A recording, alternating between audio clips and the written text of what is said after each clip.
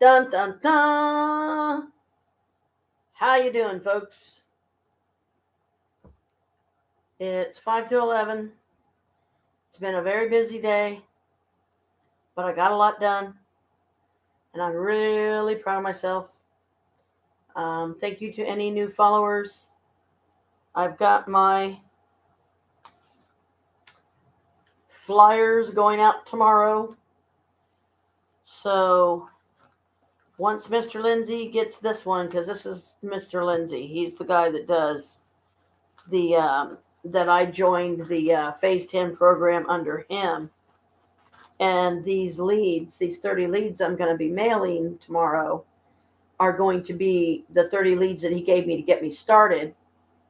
So I've got the flyers in the envelopes, got the stamps on the envelopes, got all the name and addresses written on them.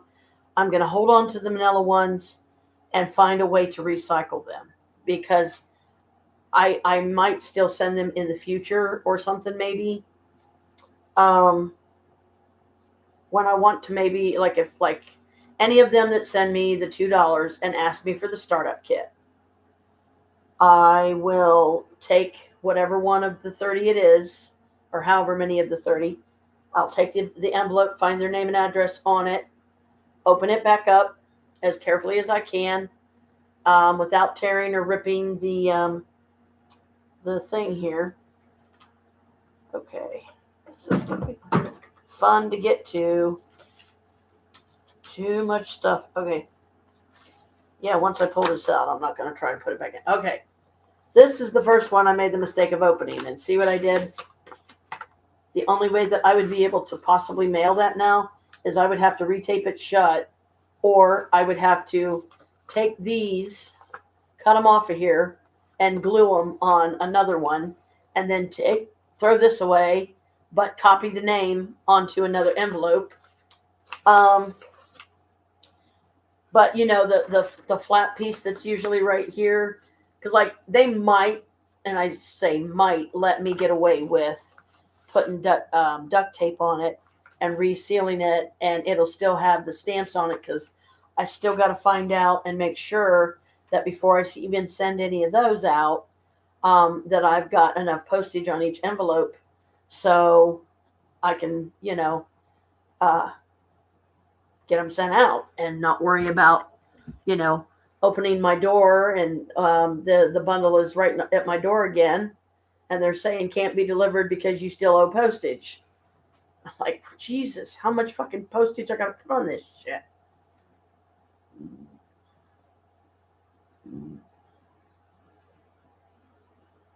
Anyway, Chris is coming home tomorrow, probably sometime in the afternoon. I'm going to take the time when I first get up in the morning to finish doing the fabulous cleaning I've been doing all day. For real, guys, I'm serious. From sometime this morning, after I got through talking to my brother, Norma went back downstairs for a while. I decided to go ahead and stay up because she needed to get, I think it was either her insulin out of my car. I think it was. She had to get her insulin out of my car, because I told her, you know, we put it in the trunk when we went up to see Chris yesterday or whatever, and it stayed cooler in there, and that way it was out of sight, out of mind. So I've made some changes. I've reorganized some stuff. I guess Jerry rigged or Jimmy rigged some stuff would be a good way to say it. I'm going to be changing some glasses around, to where my glasses are down on the shelf so I can start using them, and all of his are going to go on the top shelf. And then that way, if he wants one of his, then he can just reach up and get it. Leave mine alone. You've had this shelf space long enough. Now it's my turn. Your shit can go up there because you have the longer arms. I keep the step stool handy, so if one of us needs it, it's there. If you want me to get up there and get one of them down for you because you can't get it down, then I will. But your shit's staying up there. It's time for me to have the shelf space in the bottom next to the plates and the bowls now, because you've had your fucking way for 18 years of having your shit down there, and we almost never use them. The most I've ever seen any of them used is maybe one or two, if that. And that's like on the very rare occasion when a visitor might come over and actually, want something to drink, and like I have pop or something. I'd be like, hey, you want a pop? This is what we've got. And they'd be like, yeah, sure, okay. And I'll give it to them in a cup, and say, just, let me know when you're done. I'll rinse it out and get it um, get cleaned up right away, put it in the dirty dishes or whatever, rinse it out, and then it's like, well, shit, if I'm going to rinse it, I might as well just soap it out and clean it right then and there and be done. So my glasses are coming down on the bottom shelf. I've cleared some food storage space on the top shelf where we keep food. I'm going to rearrange the spice cubby, wipe that down real good with, like maybe I might even splurge a little bit. I'll probably do the all-purpose cleaner. So, and then I'll have a bowl, or I'll use my little trash can here because that's good for that kind of stuff. You just got to get it up under the lip of the sink thing part that you need, so you're scraping it off. Oh, I'm sorry, I mean under the cabinet shelf. Like have it like right under it with one hand, and then with the other hand wipe it out. Because what I did earlier when I did the top shelf, there was stuff up there that I swear I didn't even know we had. I'm talking 5 cans, different types, actually 5 different cans, but like 3 different types of hot chocolate. One is from England. That's the one that Brooke gave us. And we were, but it takes there's a special process you got to do to make that, and for it to come out right, turn out right, taste right, and all that. Then there was 2 that were Kroger brand, so we didn't pay a high price for them, thank goddess. And then I just took one because both of them were about half full, and they looked generally about the same. This kind of hot chocolate mix. One of them was like milk chocolate, and the other one was more like a regular, but that doesn't mean if you put them in with the milk chocolate, it's going to ruin it. Hell, I found a whole fucking thing of creamer, guys. Whole fucking big ass thing of powdered creamer, just regular. That I didn't even know I saw it up there and I remember thinking, what the hell's in there? So I got the step stool out. I had to unbury it from the closet in the bedroom. I got a tote recently from one of the thrift stores close to us around here, and I filled it with as many of my clothes as I could. I also stacked clean clothes on top of it, and then right now I have my latest batch of clean clothes in garbage bags on top of the tote until I can get like a little box or something to put them in, or somehow make room for them in my dresser drawer. But the only problem is I don't have the room. I'm going to have to take my top dresser drawer out. I'm going to have to sort through it. I'm going to have to take a lot of the stuff as much as I can and put it like in a special bag, tie it shut, label it if I have to. I got plenty of Post-its around here to do that. Excuse me. I got the dishes done. I got the bedroom done to a point at least, and I will continue working on that tomorrow. Me and Norma both. We're going to do it in the morning. We're going to have a nice breakfast. I'll make us maybe, or if she wants one, I'll make her a couple of egg sandwiches my way. If she wants a slice of cheese on it, we'll take one of the sharp knives and we'll slice a decent, not too thick, not too thin, just right slice and put it on the egg, after you take it out and put it on the bread. And then I just butter both sides of the bread. But it's like, maybe I should only butter one side, kind of wean myself off of so much butter type stuff. I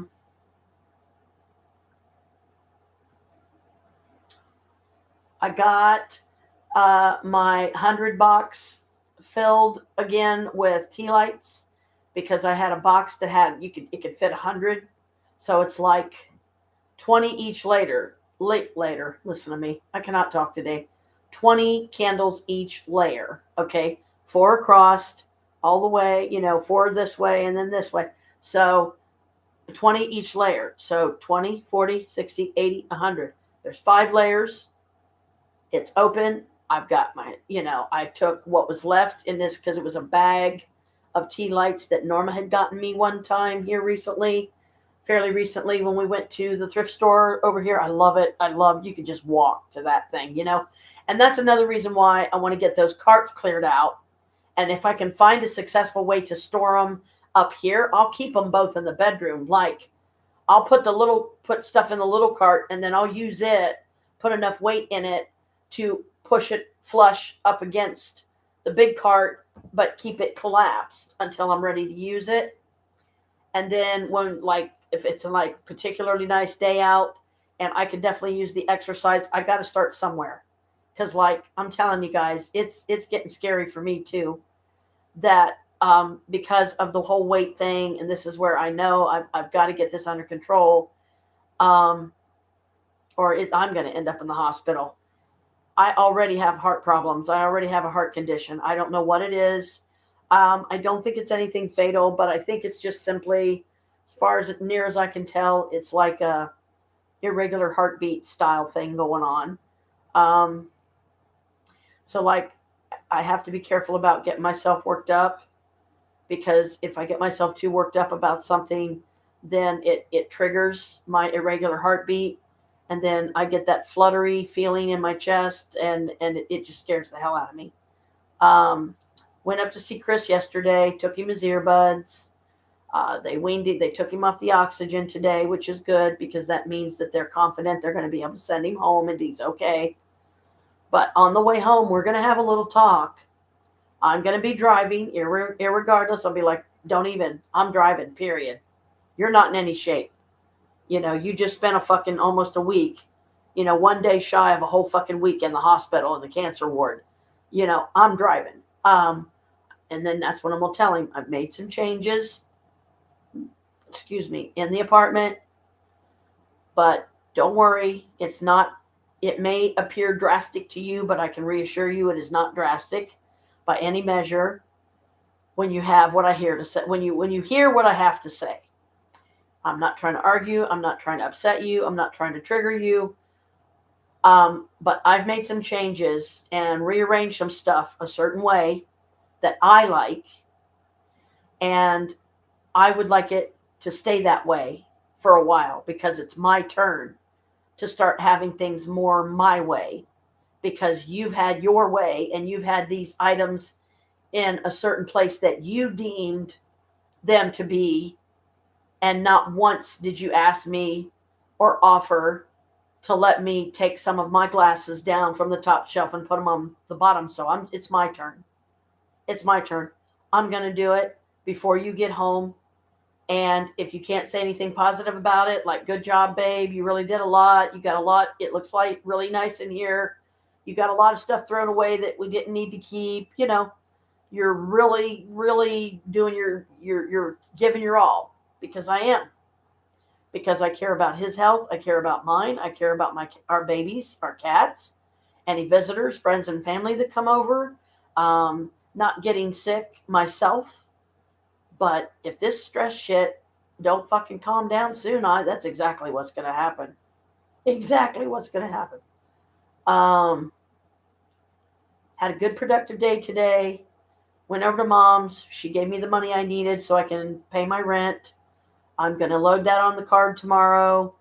And then as soon as I can, if I can get the money order before we go pick up Chris, I will. I'm also going to get an additional $25 from the Dave app. I love that little bear. He's so cute. And they said that I was qualified for an extra $50. So, hey, I'll take it. That's something easy that I can pay back easy. I'll pay it back with my next check, just like I'm doing my 2 credit cards. Yay!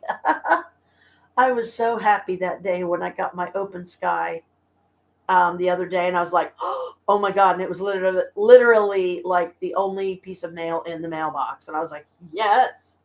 Thank you, Kate. Thank you, Goddess and God and spirits and powers that be, and everybody that helped to bring me this lovely blessing. And I opened it, and it was my Open Sky, and I was like, yes. So I did the little square thingy, and it took me to the site, and I did the finishing to get it set up.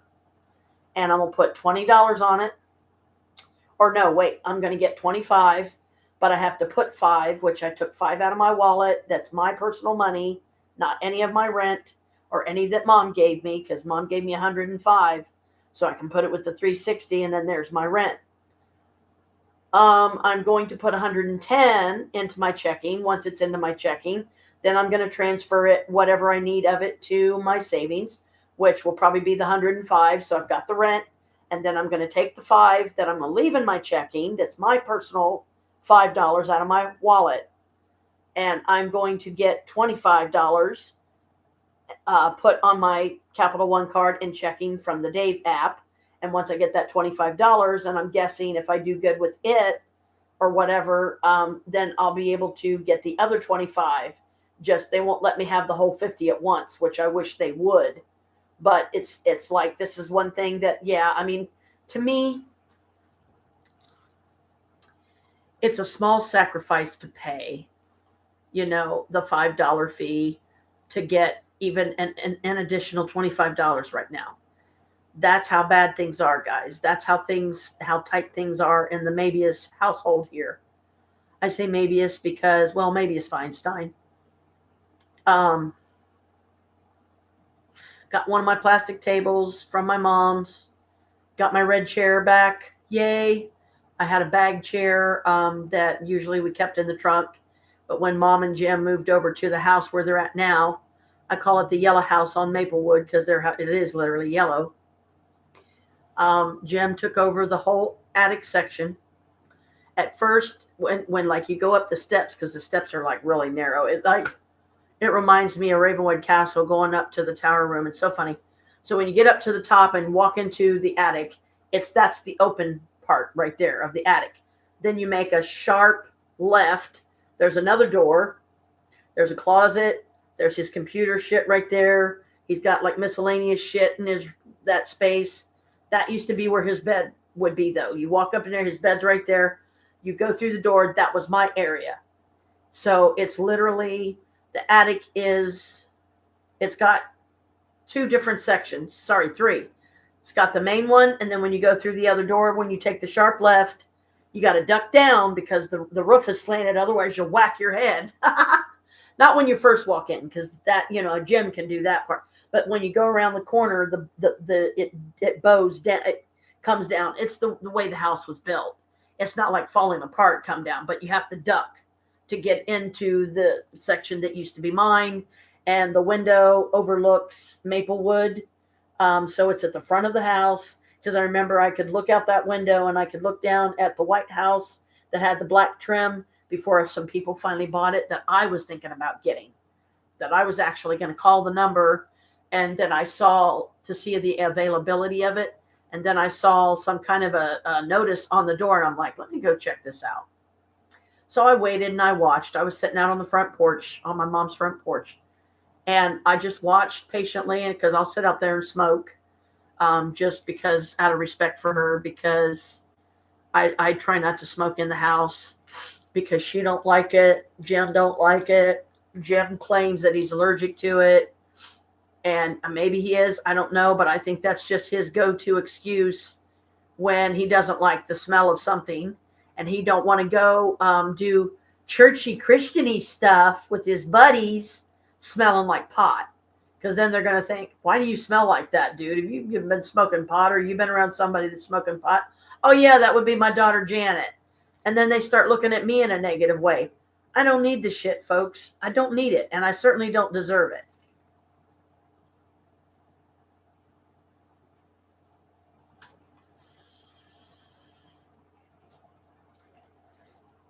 Love this pipe. It's sandalwood. It's literally made, it's sandalwood. And it's these little guys like on the money bracelet. See, the money bracelet, the black and gold. That's that bracelet that has these guys on it. Same kind of creatures. It's like, it's a weird looking dragon. It's kind of like what the heck do they call it? They call it a certain name. I got this from Temu. Now, look how deep this chamber is. That's how much I can fill it with pot if I want. See, that's pretty deep, right? So what I do is I take my 2 lovely strains here. This one's called Hippie Crasher. This one's called Afternoon Delight. This one was the first one I bought. This one was the second one, and this was a gift from Norma because she got the same kind. She wanted to get some of the gummies and give them a try, but they were too expensive, and you only get like literally 2 gummies in a pack. So yeah, it's like, well, if we're going to get gummies, we might as well go to waterbeds and stuff and get them there, because at least you're going to pay less. You might still only get 2, but I really hope that they still carry the 10 packs over there, because that's what I really want. Is, I want the 10 packs, because those things are 350 fucking milligrams, you guys. I still have some that have gotten so rock hard, get your minds out of the gutter. Don't think I don't know. That, I'm going to really have to be careful when I chew into it, because it's like it's turning into rock candy. So I need to get these things eaten up. I need to get them used, so that will encourage me to go out and get some fresh ones. But just, like stock up if I can. But usually what I try to do is I try to get a pack of each. They're called death drops. It's just, to look fancy and witchy and gothic, and it's got crossbones and a skull on it. One of them is is a fruit punch flavor. I think one of them is green apple, and it's called poison apple. And then the red one, I forget what it's called. And then there's another one that is like I'm trying to remember because it's been a while. It's like a black cherry or something. So you have red, blue, and green. And they're decent little squares. They're about the size of a postage stamp. And they're like $14 per bag. Unless you feel like getting 4 packs, then you could get one of those for free. I've never been able to do that. The only way that I would ever be able to do that and afford that is if Norma decided to get it for me as some kind of gift. Because until this money starts coming in from my leads, and that ain't going to happen until I get the leads out, right? But yeah, Norma said she doesn't really like this pipe. She don't like the taste of it. She don't like the taste of the wood. But I like it. I mean, I've been thinking about trying these herbal cigarettes that they have on Amazon. I got a bunch of them in my wish list, I think. And I want to look at and see the different ones that they have, and like what the different flavors are, because it's herbal cigarettes. It's not pot.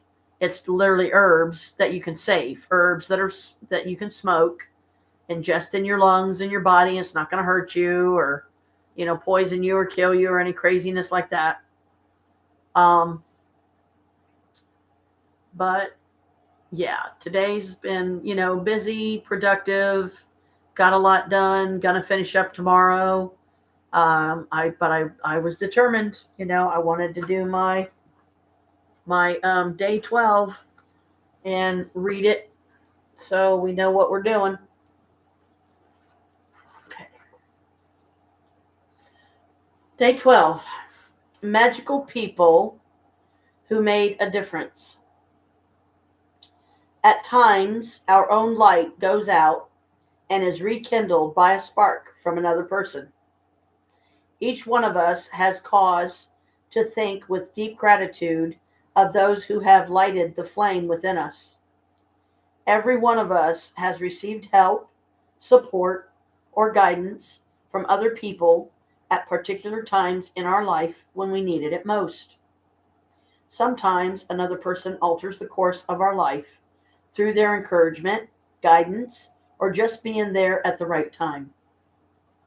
And then life goes on, and we tend to forget those times when one person touched us or changed our life. Sometimes you don't even realize the impact a person had until well into the future, when you look back on your life and realize that a particular person, a kitty cat, Kalika, was pivotal in magically changing the direction of your life for the better. The person may have been a teacher or coach, an uncle, aunt, sibling, grandparent, or any family member. They may have been a doctor, nurse, or best friend. They may have been the person who introduced you to your current partner or to a particular interest that became one of your greatest passions. Maybe they were someone you didn't even know, and they appeared in your life very briefly, performing a random act of kindness that touched you to the core. My grandmother gave me my love for books, cooking, and the countryside. By sharing her love of those things with me, all of them affected and changed the course of my life. Cooking became a passion of mine for over 20 years. My love of books eventually led me to becoming a writer. That's what I want to be. And my love of the countryside has influenced where I've lived throughout my life. My grandmother also disciplined me with a steel hand to say thank you. At the time, I thought she was just teaching me to be polite. It was only later in my life I realized that teaching me to say the magic words was the greatest gift my grandmother ever gave me. She is not alive anymore, but I continue to be grateful to her for the huge influence she had on the course of my life. Thank you, Grandma. Today, you are going to think about the magical people who have impacted your life. Find a quiet place alone, sometime during the day today. Sit down and think of 3 extraordinary people who have made a difference in your life. Once you have your 3 people, work with one person at a time and talk out loud to each person as though they were present and in the room, telling him or her the reasons why you're grateful to them and how they affected the course of your life. Make sure you do this magical practice with all 3 people in the one session, because it will take your feeling of gratitude to a far deeper level. If you split up this magical practice throughout the day, you will not feel the same depth of gratitude, nor receive the magical results. Here's an example of what you might say. So you don't have to say this, you're just giving you an idea. Sarah, I want to thank you for the time that you encouraged me to follow my heart. I was lost and confused that day, and your words touched me and lifted me out of despair. Because of what you said, I found the courage to follow my dream, and I moved to France to work as an apprentice chef. I am living my dream, and I couldn't be happier, all because of what you said to me that day. Thank you, Sarah. It's very important that you say the reasons why you're grateful, and you can't say too much. Instead, the more you say and the more you feel, the more amazing the results. You will see the magic explode into your life from doing this practice. It numbers among the most powerful acts of gratitude you can ever perform. If you're not in a position to talk out loud, then you can write down your words to each person and address them as though you're writing a letter. When you have completed this practice, you will feel a huge difference in the way that you feel. The evidence of gratitude's power working is always that first and foremost, it makes you happy. The secondary evidence of gratitude's power is that you attract wonderful things. And as if all of that wasn't enough, the happiness you feel after practicing gratitude also attracts more wonderful things, which will make you even happier. That's the magic of life, and that's the magical power of gratitude. Magic practice number 12. Magical people who made a difference. Number 1, count your blessings, make a list of 10 blessings, write why you're grateful, reread your list, and at the end of each blessing, say thank you, thank you, thank you, and feel as grateful for that blessing as you can. Number 2, find a quiet place alone sometime during today and make a list of 3 people who made a difference in your life. Number 3, work through the list one person at a time, and while talking out loud, tell each person the reason why you're grateful for them and exactly how they affected the course of your life. Just before you go to sleep tonight, Hold your magic rock in one hand and say the magic words. Thank you for the best thing that happened during the day. Day 13. Make all your wishes come true. Now, this one I need to start like reading silently and stuff like that. So, I'm not giving spoilers, you know. At first, I know I was experimenting, is the best way to put it, to see what felt right, I guess, is a good way to put it. And I decided, okay, I'm only going to read up to number 6. Then, if you guys want to read the rest, I'm only going to read the practices in the back of each section and each day. And then you decide how you're going to use that day, how you're going to use the magic that day. And this is probably what stuns and amazes me the most about people confusing magic with way too many other things. Magic is all around us all the time. Oh, great, my stereo's possessed again. And they think that things are a certain way, even though they aren't always, okay? I'm trying to think here. They think that magic is something that you get out of a spell book. They think magic is something you get when you do a ritual or a ceremony or you hang out with witches or, cast spells or whatever. But there's all types of magic all around us. The magic of breathing, the magic of living, seeing, tasting, touch, smell, hearing, all that. Having your kitty cat familiars and having your kitty cat children, you got to take care of them. They're still your responsibility. You got to keep their litter box clean. You got to keep the food and water down. Right now, it's really bad with the fucking roaches and everything, but I can't fucking get the food away from the roaches long enough to put it in a covered container that I can place in the fridge overnight.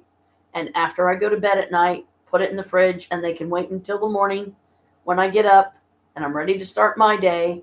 Then I will go in there and I will put their food back down for them. And, there's just too many roaches. I really need to invest in some peppermint oil and some peppermint tea, because, and maybe even peppermint incense of some type, if there is such a thing. But smells that roaches do not like, that the smell of it will literally drive them away. And I know that peppermint is one of those.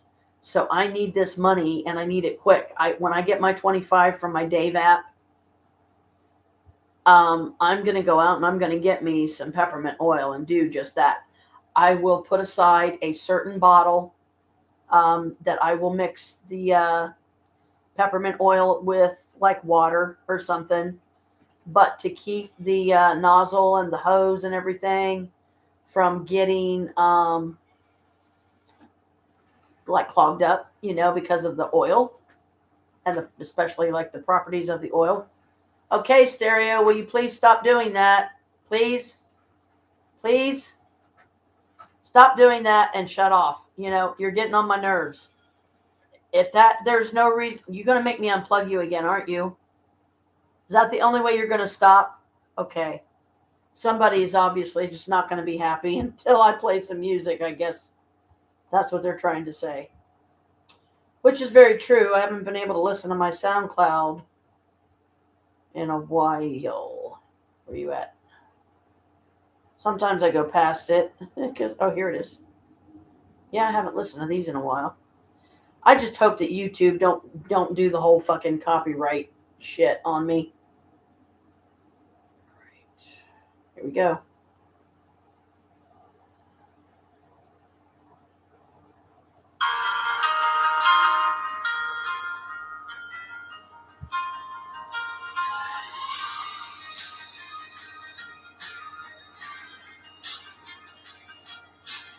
Time flowing like a river.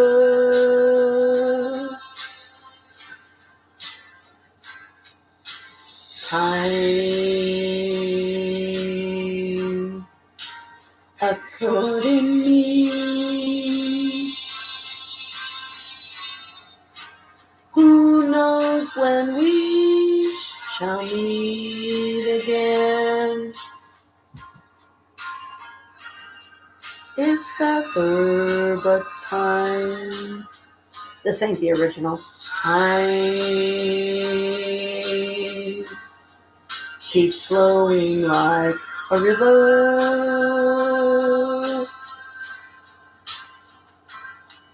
to the sea.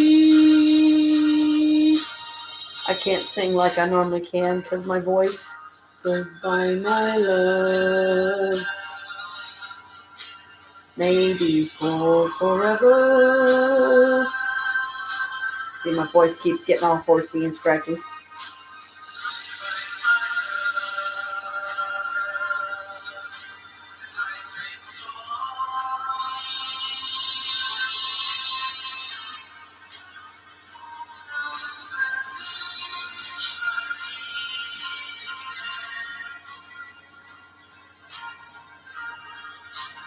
Ever but time. Time keeps flowing like a river, on and on to the sea. I just can't do it. But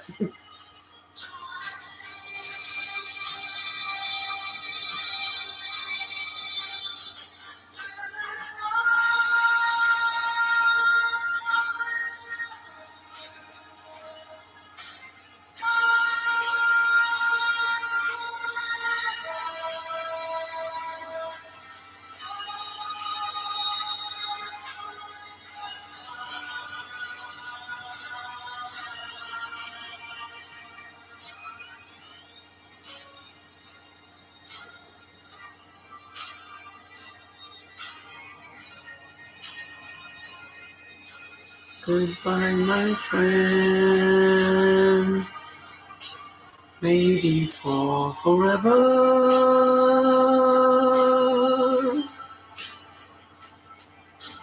Goodbye, my friend.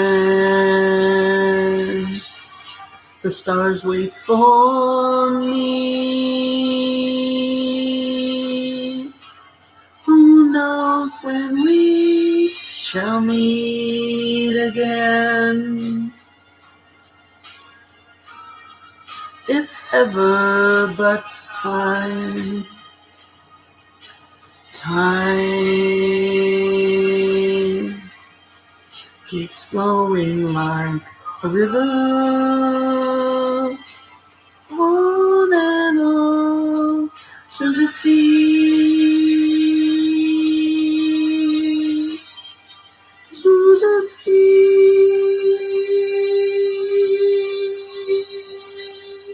till it's gone forever. Can't do it. Gone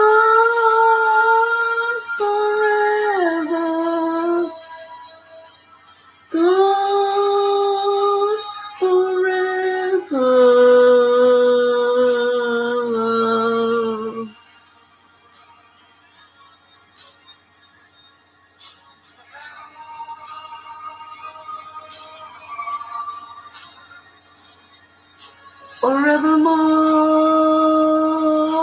Forevermore. Forever love. I think that Andre Peck is the one that did that one. Uh-oh.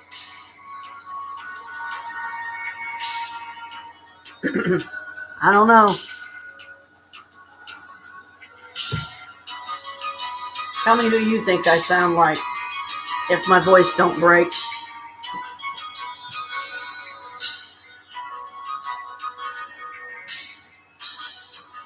Who's gonna tell you when? It's too late.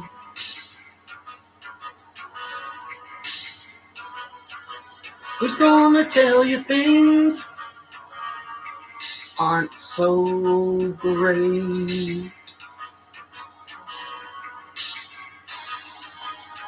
You can't go on thinking nothing's wrong with the house. Who's gonna drive you home tonight?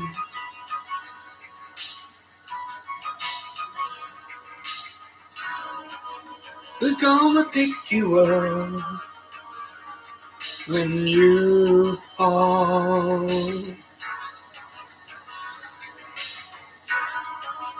Who's gonna hang it up when you fall?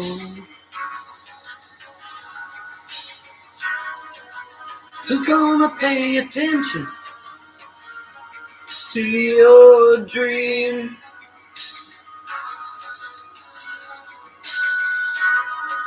And who's gonna plug the ears when you scream?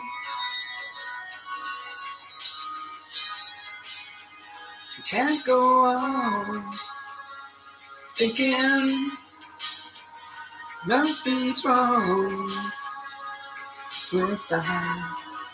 Who's gonna drive you home tonight?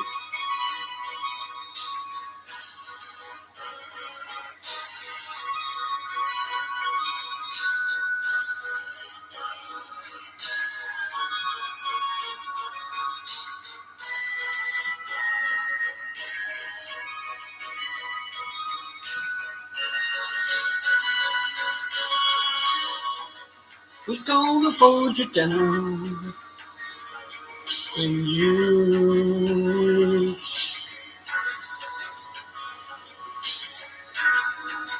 Who's gonna come around when you break?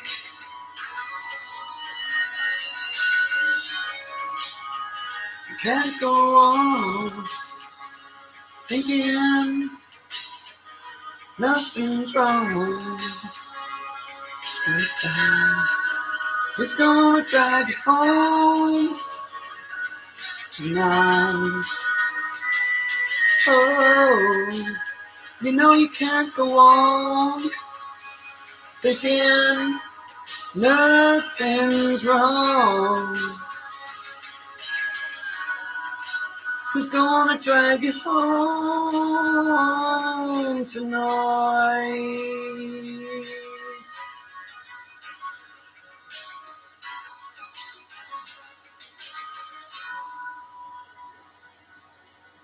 I hope I sounded okay. Oh man, my voice kept breaking up, but I'd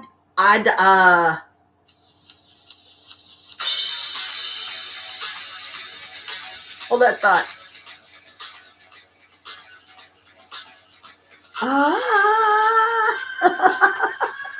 You know this song, right?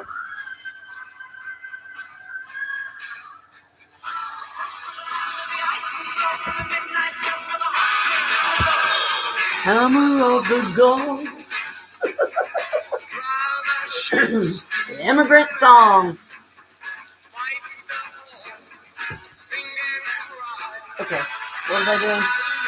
I don't know. Kahana, I am coming.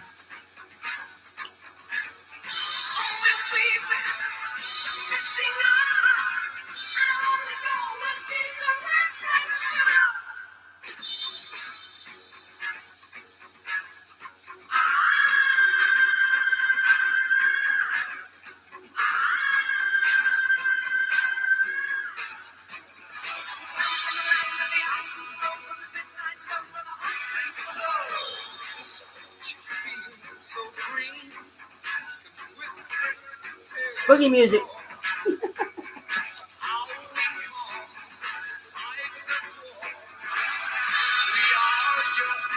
Overlords.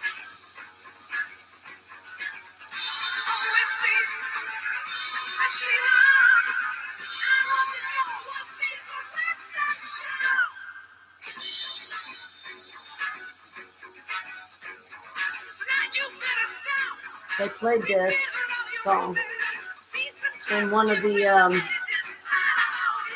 was it Thor? It was one of the movies, the Avengers, and yeah, they played this song. I was like, oh my god, I love it. Oh, sorry, excuse me.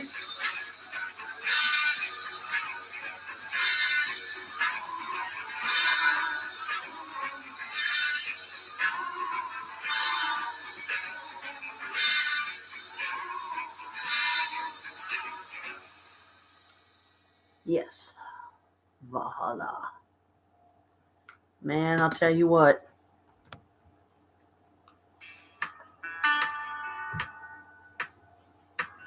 Guardians of the Galaxy. They played this on there. This is when Ego and what's his name? Quinn, I think, or something. Star-Lord. Meanwhile, I'm going to go have me some midnight cereal.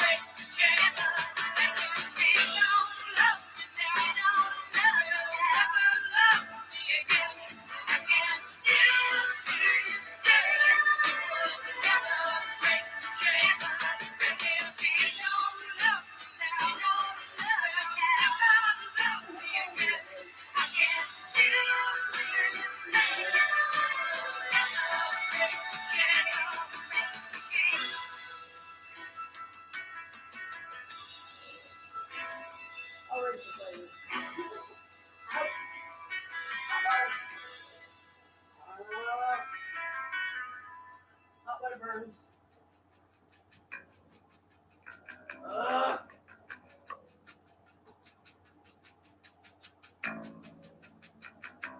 Look out, guys. Oh wait, here, Bella.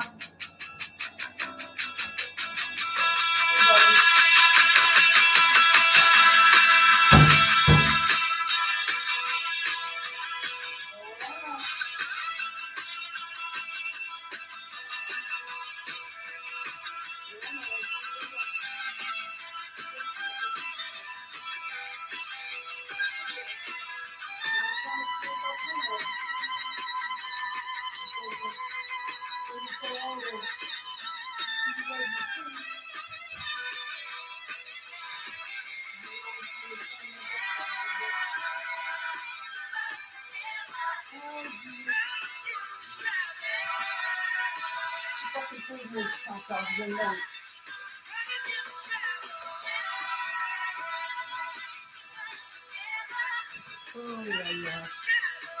I'll tell you. The witch's work is never done. I gotta go chop up some food. Hang on. I don't want them freaking out and thinking they're starving or something.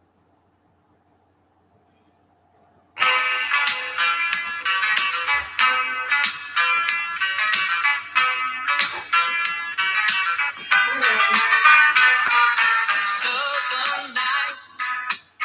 Have you ever felt a southern night?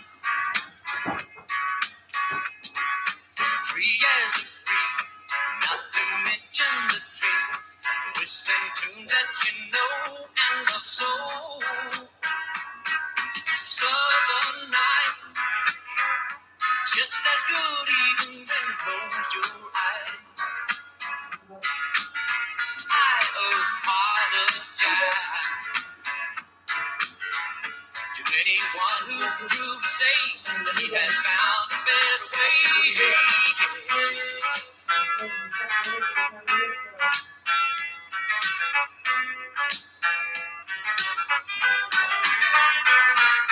Southern sky, have you ever noticed southern sky?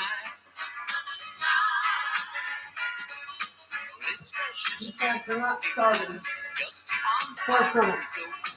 running through the soul like the stories told. Oh, rain, he and his dog that won't be home. I have to remind myself. Whoops. His cold as he slowly walked by, weeping willows cry for joy. I don't know what to do. Joy. Feels so good, it's frightening to shout. Stop this world from fighting.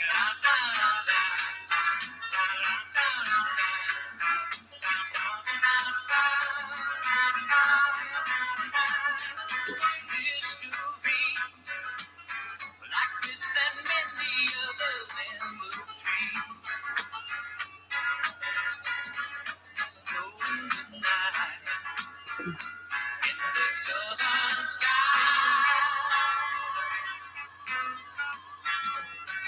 Southern nights, they feel so good, it's a frightening shine. Stop this world from fighting.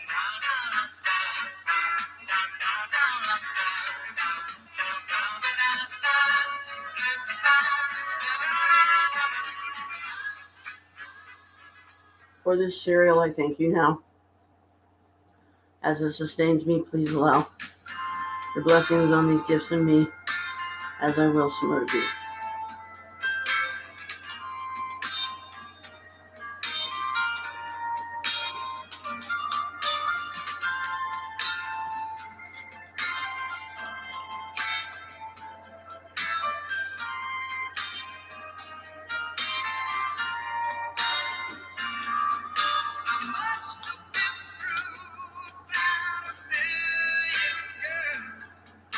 I gave Bella a little saucer of milk because I've been promising to do that.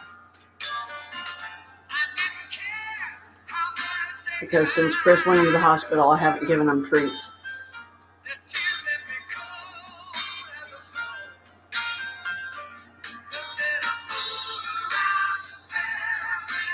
I did give him some today, but I wasn't holding off giving them to him because I was trying to stretch them because they had so little left until Chris gets home, because he said that he would take care of getting the treats this time.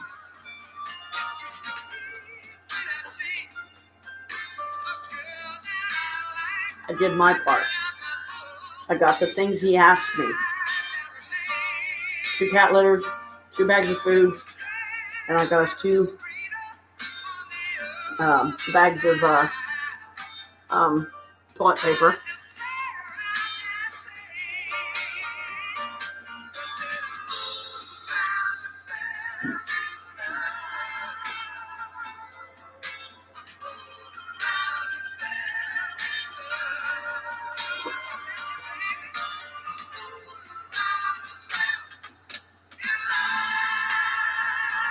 I know how fun is this, Sydney?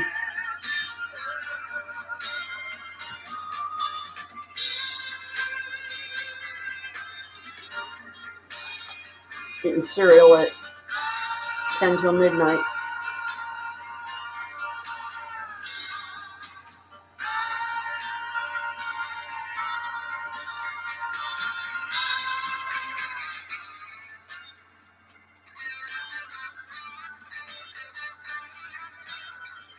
Tomorrow I am calling Victory Ministries and I'm getting an appointment set up to go into that food pantry.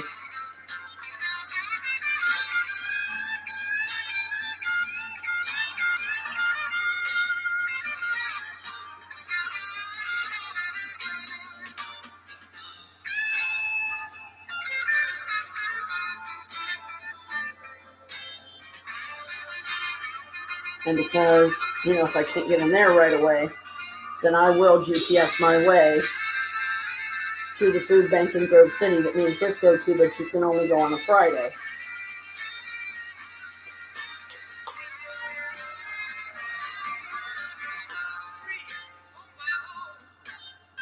I think it's called the Ohio Food Bank or something.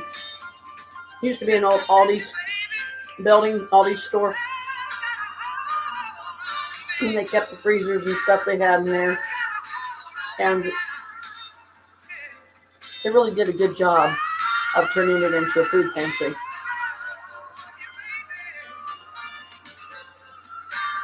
I don't know how they do things where you're from. If it's somebody watching this at some point and they're like, oh, well, that's how you guys do it, huh? We do it this way. Cool.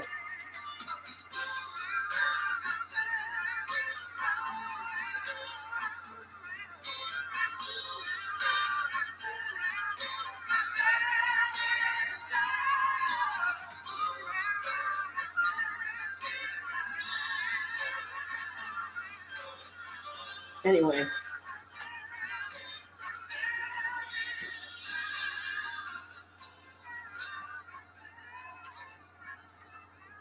You take in a piece of mail with your name and address on it.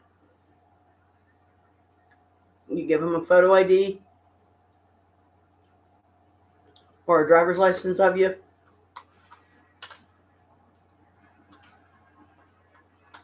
And they get you in the system.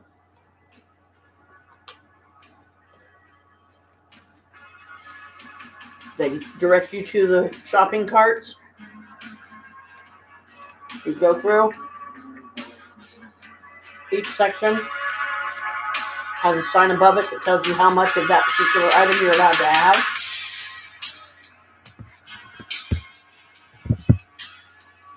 I want to turn that one down a little more because I love this song by Kid Spooky.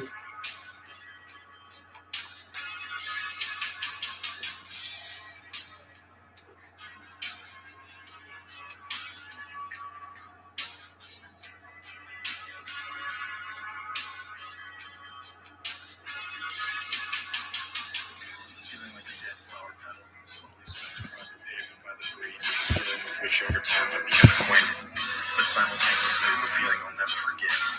Broken-hearted, downcast, glum but free. Free to drift wherever the wind may take me. I know you felt it. Maybe it was after that final drink at the bar which tipped your cup, spilled you over, what you felt running down slowly through your hair. Or maybe it was the multiple reader seats mid-evening on a Friday night. They may have been read, but were they considered? This is Kid Spooky's voice. For the meaning of life eludes He does talking songs, and I love it. But through you, I'm learning. You don't even know what you're teaching, but it doesn't matter. Just don't go forgetting about me. That's all I ask. Just don't forget about me. Don't forget about me.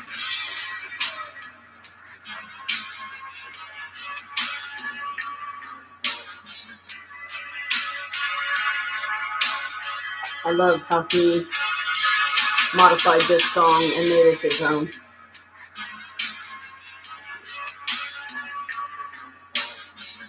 But he only borrowed parts of it,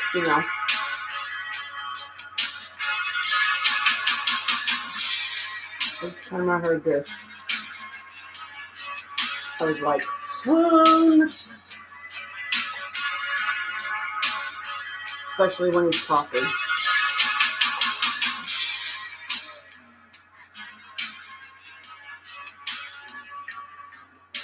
I've been crushing on that guy for a long time. But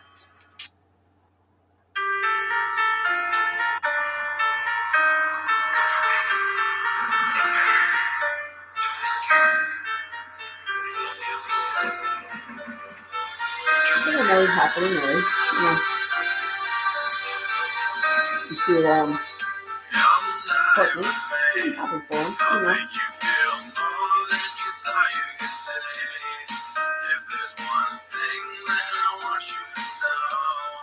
Like I always say.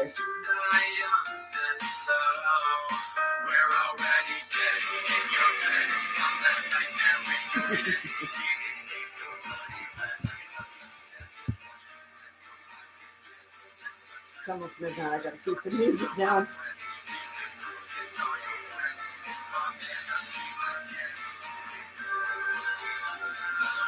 There's 7 other apartments in this building.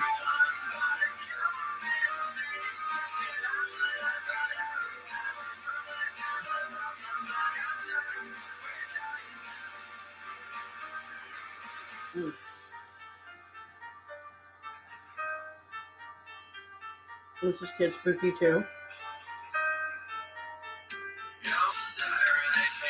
That's the singing. Makes me melt.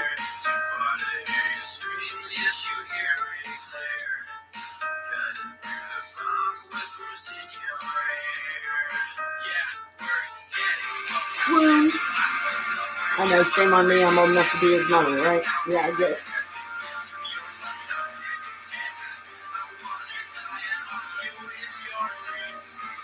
So all I ask is, give me a guy that looks like him, enough like him that I literally at some point maybe get brave enough to say, you sure you're not related to somebody named Colin Brown because you look just like him.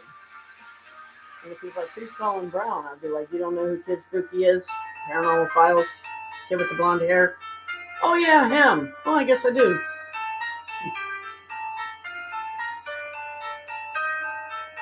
He's a cool dude. You know, I've watched a lot of his stuff.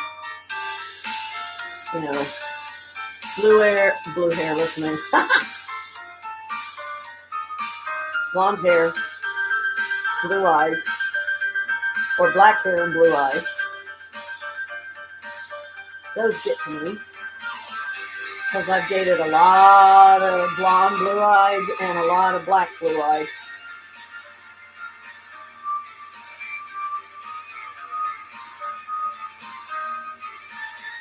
Billy Womack. My biggest mistake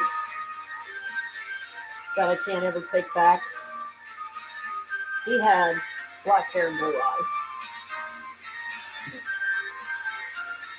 John Mason. Black hair, blue eyes. Actually, his is more like a dark brown. It wasn't so much black as it was like, it was dark enough. It could be considered like maybe a blackish brown if something like that even exists. But I love John's hair.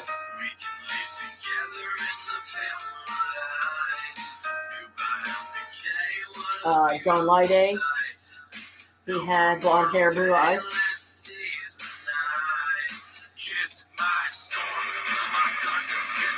This guy George I was with for a short time. I believe he had black hair and blue eyes.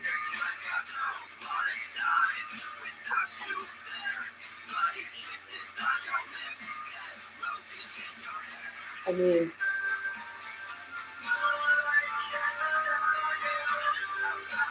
me and George McCollum were kind of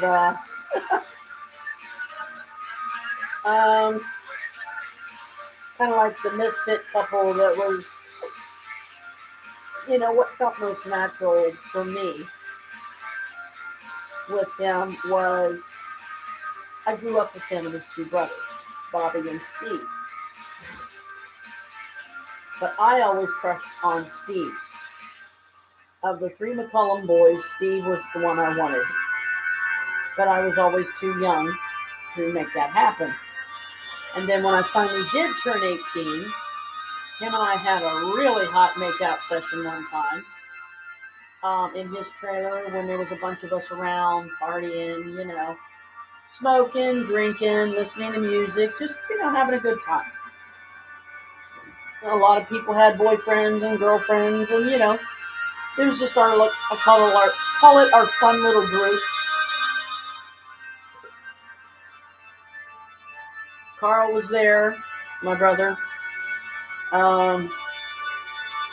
George was probably there. Bill Turner was probably there. I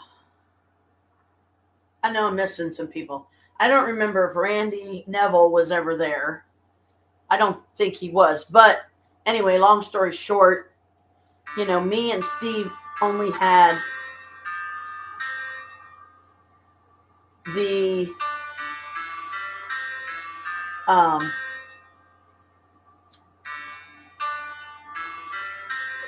when me and George would get together and do stuff, okay, it was more like, we just friends. We were just friends.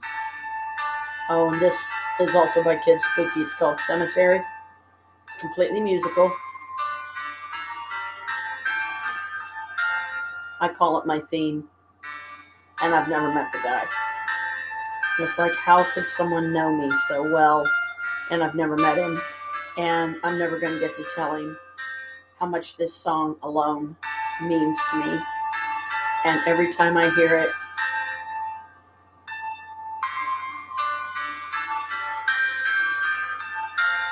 I've always imagined myself in the room with him as he's recording it with a group of friends, just playing around, plinking on a piano or whatever. And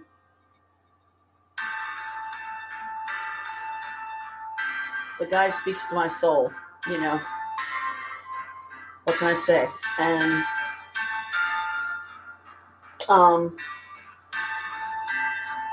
like the biggest reason, which I have many, but one of many, why I am, trying so hard right now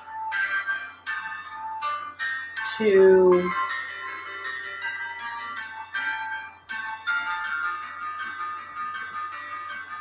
so I can literally see him in my mind the day he recorded this song, and I've never met him. It's like it wasn't even a dream. It was in my head, but at the same time, it was like I always considered it like a remote viewing or a remote hearing or something of that nature. I still feel to this day that me, and Colin are meant to meet for some reason. We're meant to do something together, paranormal related, supernatural. I don't know. I feel like we're supposed to meet for some reason, and I've just never been able to get past. But why? Hey guys, over here. Oh man, I can sing this song and literally sound just like him.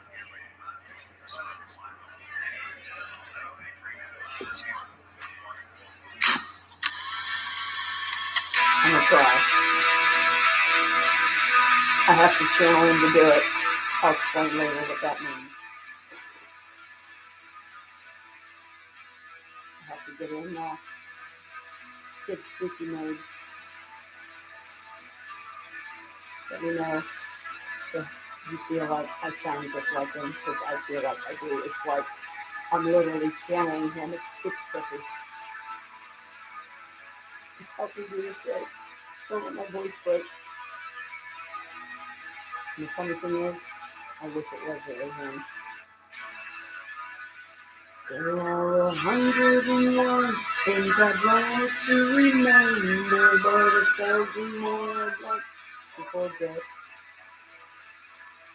Tears on my shirt, feeling lost, feeling hurt, feeling punched without ever getting hit.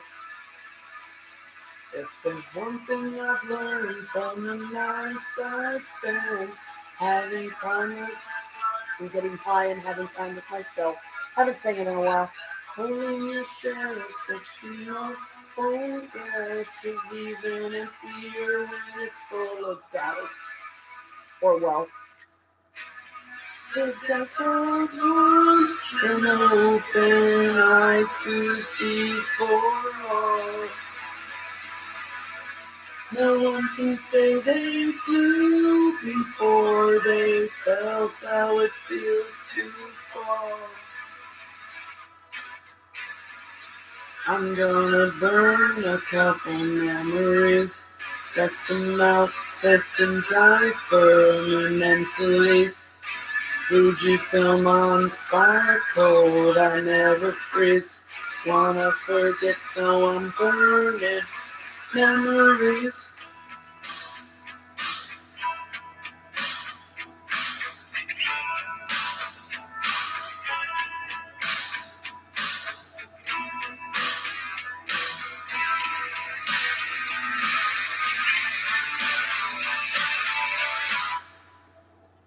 Though the Polaroids fade, there were memories made, set in stone that seems like won't ever break. When I hear that song, my face grows long, and I feel like it's more than I can take. But as time moves on, I realized I was wrong. How to field no peas, I wanna breathe. I want to forget, but I won't admit I've heard more than I ever wanted to see. The death of one can open eyes to see for all. No one can say they flew before they felt how it feels to fall. I'm gonna burn a couple memories, let them out, let them die for me mentally. Fuji film on fire cold, I never freeze. Wanna forget, so I'm burning memories. The first time I heard myself sing this song, I can talk during this part because I don't know for the life of me what's being said. But it's like almost like he's watching some kind of a TV show or something.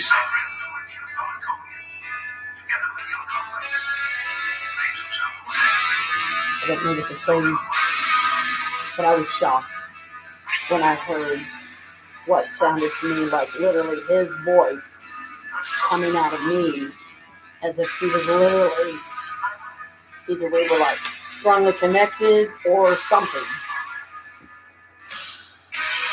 The death of one can open eyes to see for all. No one can say they flew before they felt how it feels to fall. I'm gonna burn a couple memories, let them out, let them die for me mentally. Fuji film on fire cold, I never freeze. Wanna forget, so I'm burning memories. I mean, when I'm, my voice is right and it's not all breaking up and, just sounding hoarse, like a horse literally trying to sing. And I'm a certain degree of high, certain level of high that I cannot describe. I swear it's not, I have literally heard myself sing this song a million times. This is a favorite one of mine too. Party Like a Rock Star. Totally do. Party like a rock. Party like a rock star. Party like a rock. Party like a rock star. Party like a rock. Party like a rock star. star, party like a rock star. Holy dude. I love this kind of music. Chris cannot stand this kind of music. So I play it once in a while just to be mean.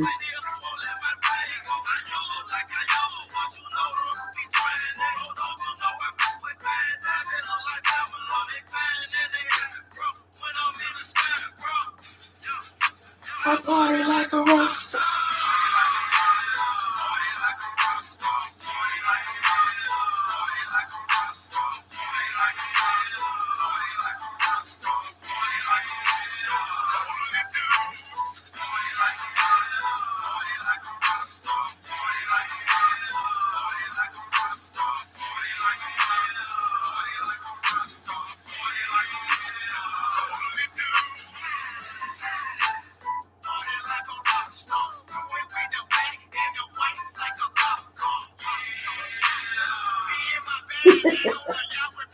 Oh man. I just think if me and the Brown family could meet just one time, do just one paranormal investigation together, and he could bring anybody that wanted to come, any of the other paranormal investigators that he's investigated with before, even the ones that Chris just fucking eats up and loves it when they're being debunked and they're being cut down and they're being, debunked. It's not.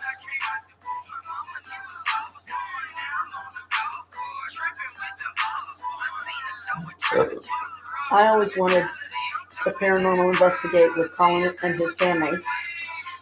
Courtney's brother, Courtney's dad and mom if they want to be there. Colin's mom and dad, his sister Tessa, maybe even Nick and Bailey if they're even still together, I don't even know. It sounds like Peyton Warder or whatever that he used to date, that he was dating when I first discovered the paranormal files. And it's funny because she was a Virgo, he was a Capricorn, and they didn't last either. Sadly, but they parted as friends, which I think is a good thing, and as long as they're both happy and in their marriage, and whatnot, which obviously I guess they're doing okay, because, marriage takes work, guys, marriage takes work because if both people aren't willing to do it, if you don't truly love each other, you're not going to pull it off. And you absolutely, and I cannot say this enough, you have to have an understanding of each other. Like, I have a candle burning ritual that I might do on here sometime. It's called To Develop an Understanding. Got it from my very first candle burning ritual book that I ever bought. And I have both. There's like a regular book, and then there's an advanced version, Candle Burning Rituals, part 2 or something like that. The 2 front covers are totally different. This is Carmela. My kitty cat. That's my kitty cat, Brad. This is Highway Flowers. It's also pretty spooky. But anyway, now my kitty distracted me and lost my train of thought. I've always wanted to investigate Moonville Tunnel with Colin and his family. I've mentioned it a few times here and there, and I've had some of my spirit family come through more than once before and tell me, blow up my channel, like as if it was Colin himself.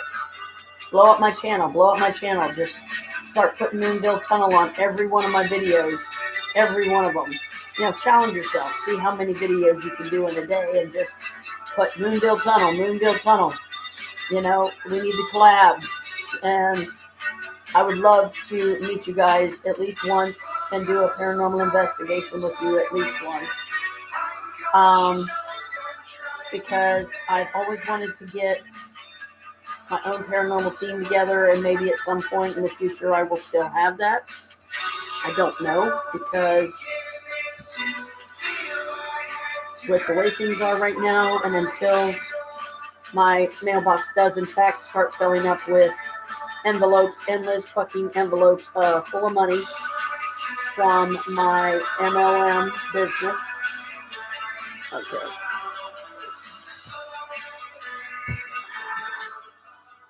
That did not do what I meant it to do. Okay, how do you do this? Okay, where's he at? There we go. Paused, because I've got to be careful not to wear my phone down too much either. And, it's after midnight, so this is... Okay, that's just funny. The minute I turn the music off, I pause it. I just paused it. I didn't turn it off. The stereo starts acting up again. Okay. Who's here? Why is somebody messing with the stereo?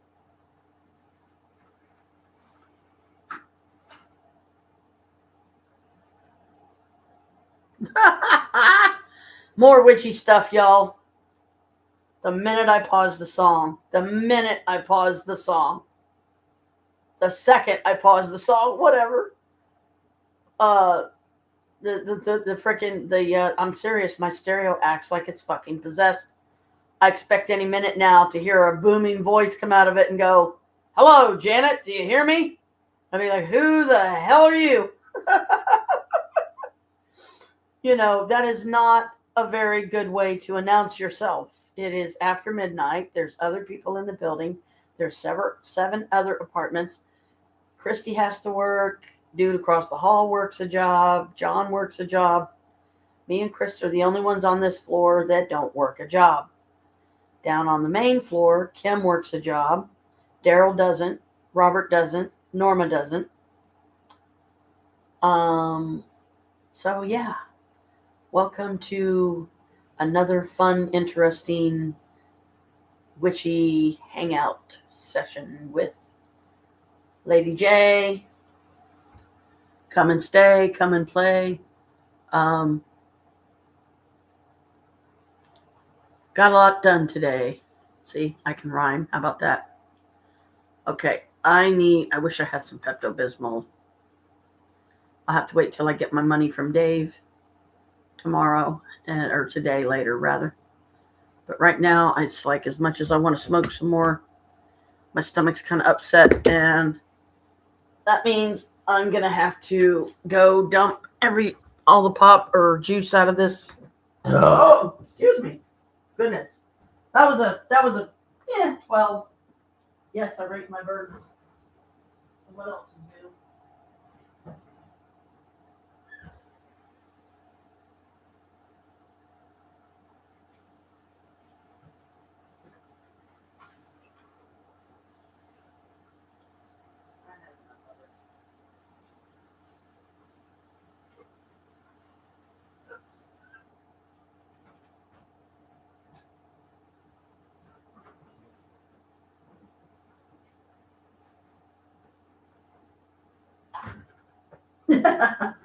Maybe I should leave the the live stream running. Picking up a piece of cereal that fell. Don't want to feed the roaches. Little bastards get far too much free food around here. I had to start charging them rent.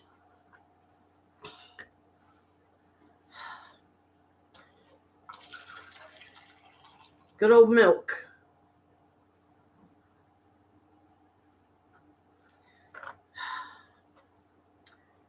God, I wish I could do some fairy milk. The only problem is fairy milk is something, I don't remember what book I found it in. If it's one that I actually own, or if I got the recipe some other way that it's been so long ago, I honestly don't remember where I got it. But it consists of warm milk, honey, vanilla extract, and if you want to sprinkle cinnamon in the top, you can do that to give it a little extra special flavor. But because you're drinking the milk hot, and with me having all the phlegm issues that I do, like you'll start hearing me go a lot after I start drinking this milk. Watch.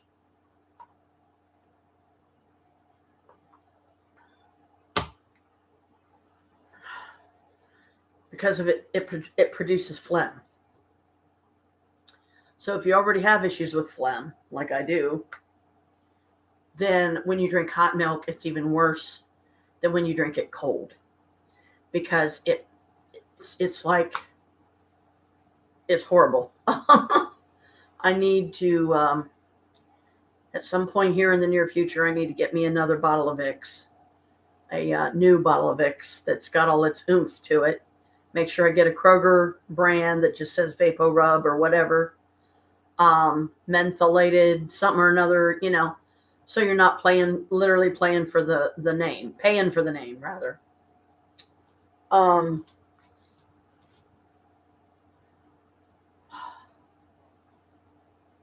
But in conclusion about Colin and his family, I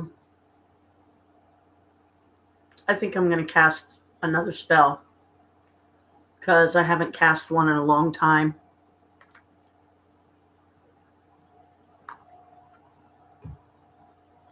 Just simply asking the universe to let us all meet, to let it end up turning out to be a really, really big fucking holy mother of wow gathering because of how many show up. And I'm like, oh my God, they're all here. I would be speechless.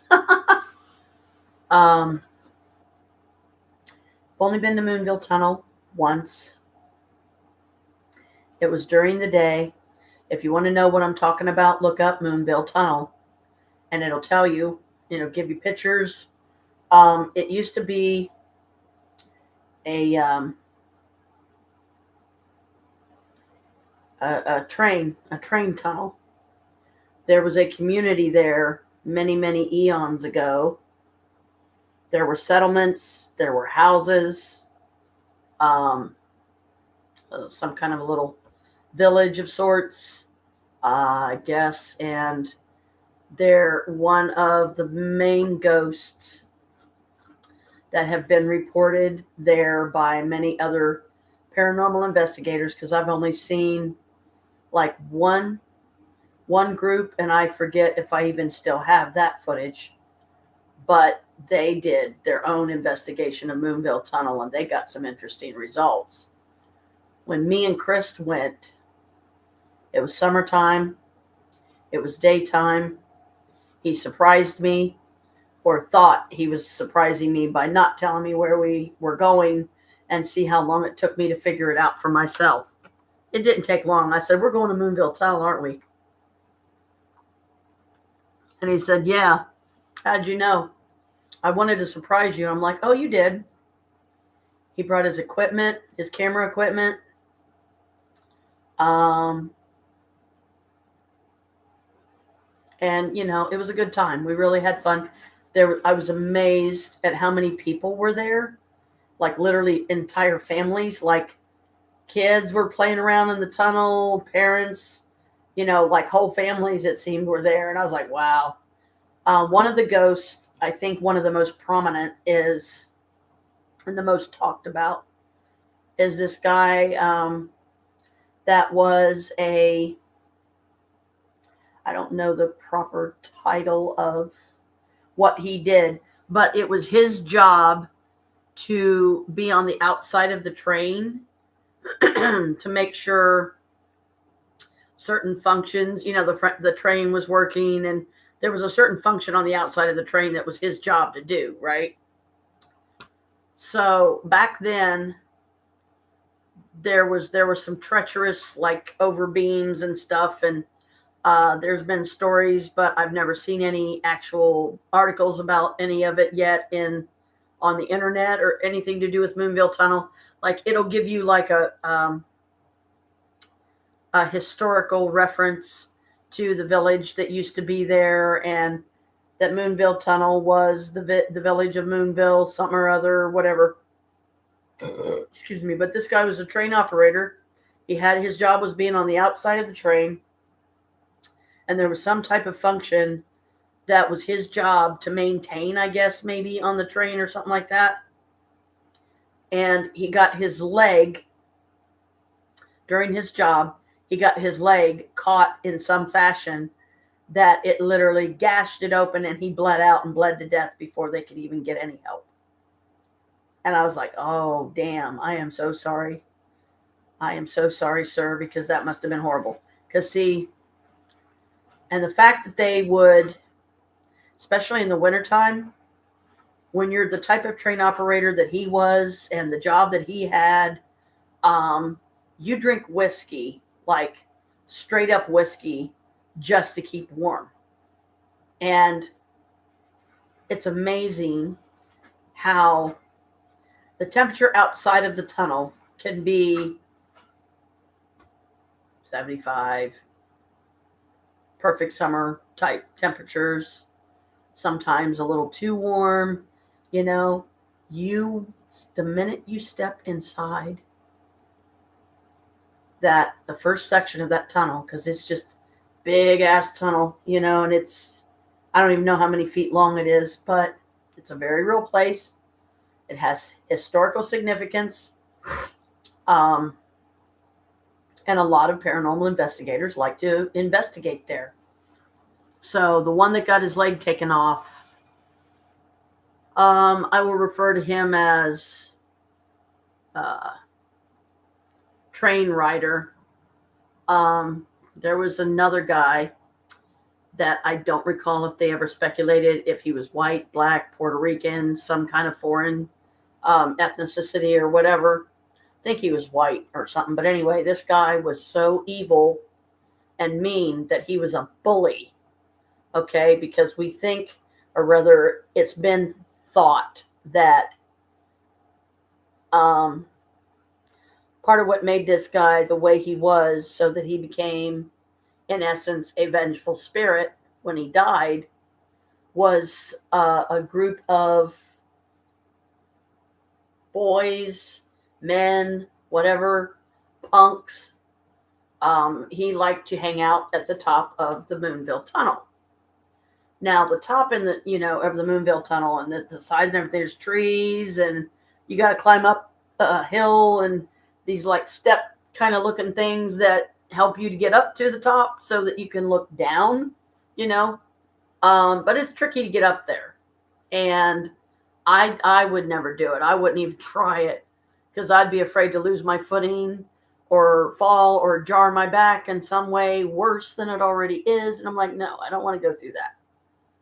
But this guy was bald, big, muscular, and some of the paranormal investigators in the past have claimed that you'll be in the middle of the tunnel, right? Because usually that's what paranormal investigators will do.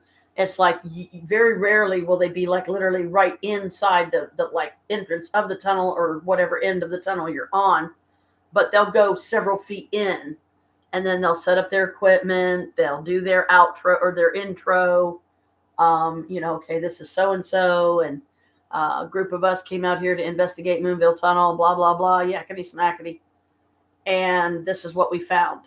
The guy that I call him the troll, because trolls like bridges, and some people may consider Moonville Tunnel like a bridge in a way, like kind of a covered bridge. Anyway, he stands at the entrance that most people come through, the little parking area where you got to park. I got a real bad pimple right here. I need to put some Clarify on it and then put a Band-Aid on it so it can pull it out of there, because that's going to bug me until I get it out of there. Because these things hurt too, you know. And it's in a bad place. If I try to squeeze it out, I'm going to hurt myself.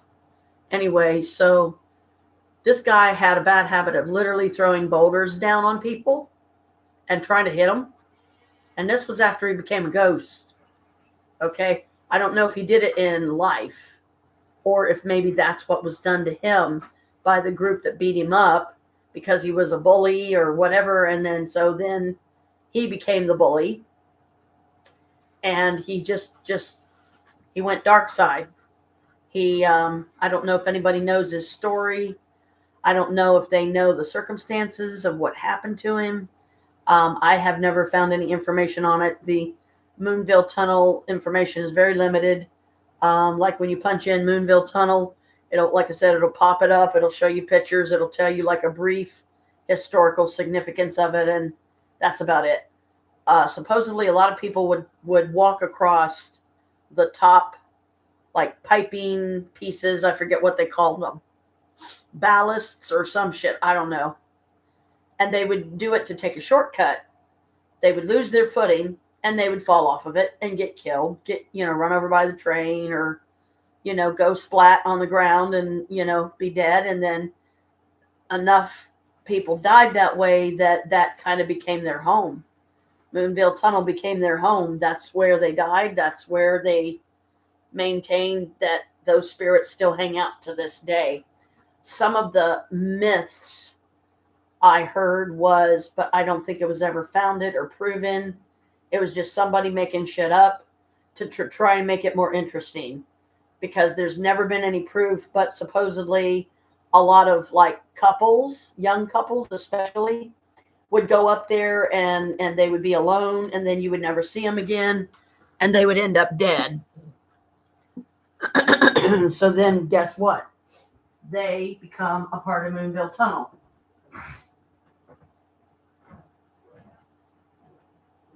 And because of the energy form that spirits are in when they die,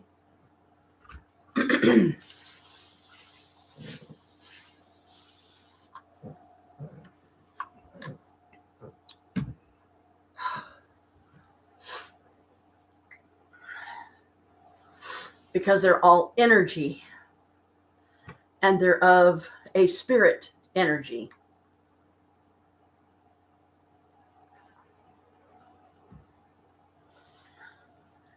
A life force, if you will. A life essence, a soul that, because of the horrible way they died or were killed, they become vengeful spirits. Rather than move on and go to the good place, or if you're doomed to go to the bad place, wherever you're supposed to go, you go. See? Already. And I've only taken a few good gulps of this, and the fucking phlegm is, yeah, doing that, making me have to clear my throat constantly, which is just going to make my throat even more raw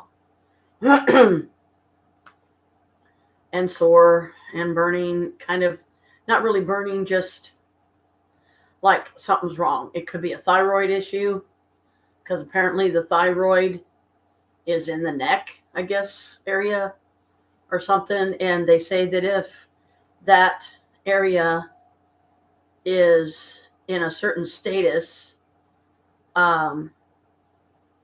which I wouldn't even know how to begin to describe what I'm talking about. The thyroid is what controls the weight. You know, how much weight you gain, how much weight you lose. Finding ways to eat foods and drink liquids that, are healthy, totally safe, all natural, better for you than a bunch of pop, for sure.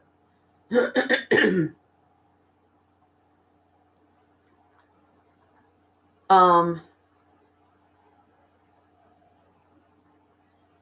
are procedures I believe, that can be done. Don't ask me to describe any of them because I don't know what the procedure is. But if your thyroid is compromised or bad for some reason, that could, in fact, become a factor of why you can't lose weight.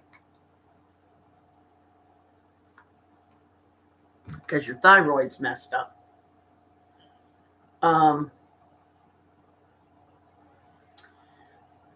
Part of my determination to start getting up every day, get my breakfast, get myself awake, get my pills in me, get some food, get some coffee down me if that's what I need to do, take a stack of 3, whatever, to wake up.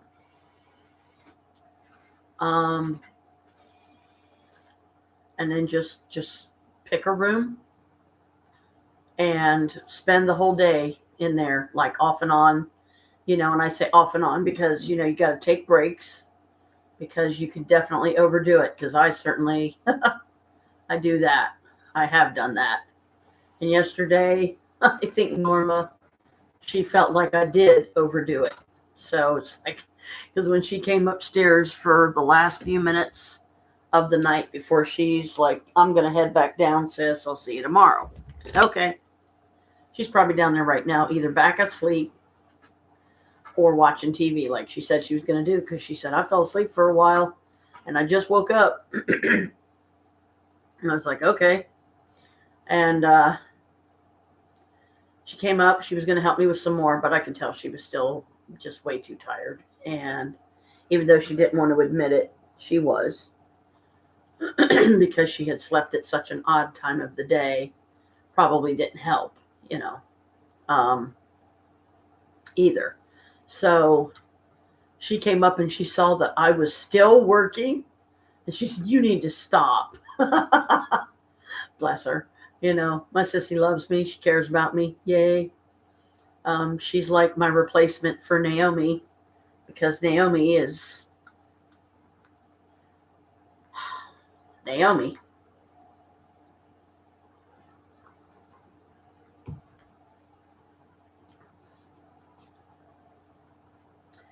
But everybody has their limits and their levels of tolerance for their loved ones, family, friends, partners. My big old freaking stomach looks like I'm having a baby. But if I can figure out how my metabolism works and the type of foods and stuff that I need to start eating and the type of liquids I need to start drinking on a daily basis, it will start helping me slim down too, because I'll be eating healthier. I'll be eating less, smaller amounts, but more times throughout the day. And, make sure I eat high energy stuff to, keep me able to be up and about and getting things done, getting cleaning done, doing laundry, running errands, going over and to the best of my ability, trying to take care of my mom and just give her some company, because she's over there by herself so much because Jim just leaves her and he leaves her there and stays gone all day.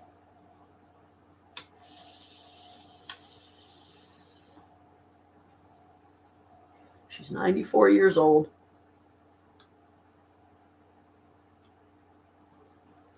She's terrified to be alone. If something happens to her and she can't summon help, and that has happened before, more than once. One time she was literally stuck on the living room floor.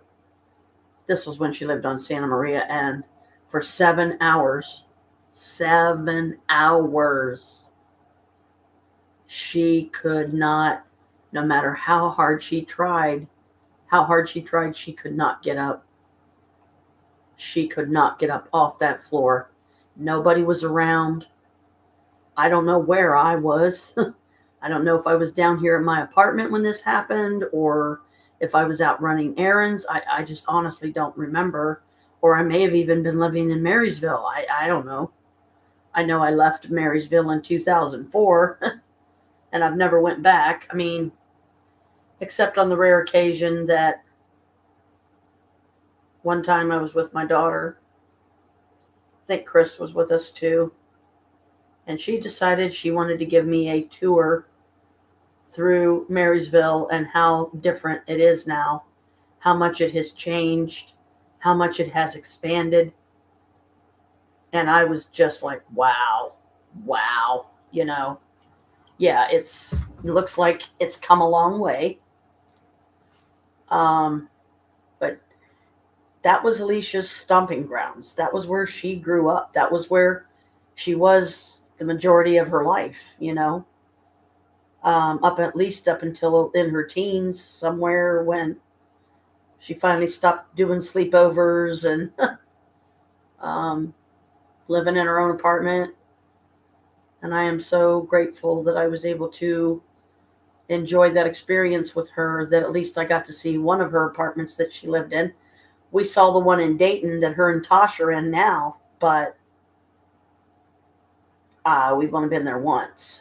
And her and Natasha are so busy all the time that we never get invited to come up there for any reason.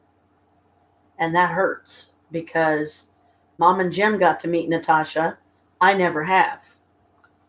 I've never got to talk to her or, introduce myself or, see if her and I would even hit it off. Which I'm pretty confident that we would.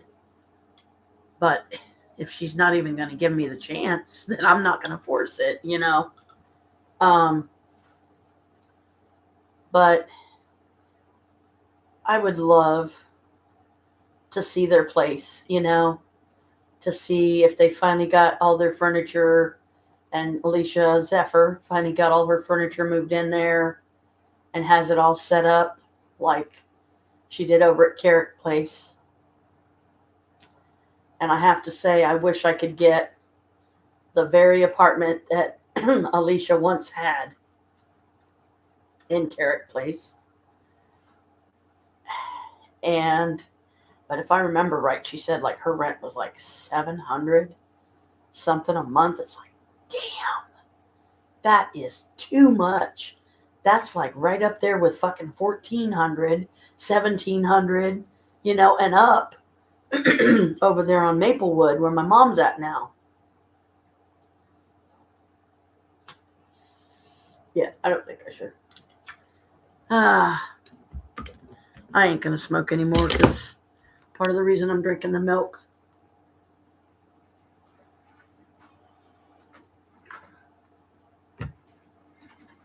is because my stomach's upset and I don't have any Pepto-Bismol and I don't have any water, right now. Sorry, water. I have water. I don't have any Pepto-Bismol and I don't have any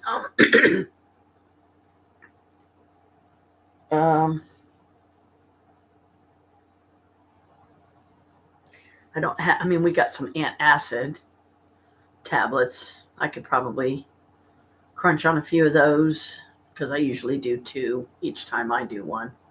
Do any. I do 2 of them. And they're chewables. And I think that's it for like the music and stuff tonight. Because it is going on 1 o'clock.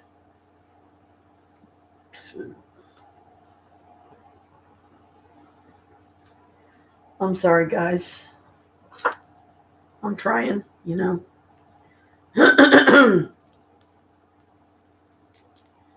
I can't even do that. Well, maybe. Let's see. Maybe. Yeah, there we go. Well, it's a unique way to wear it.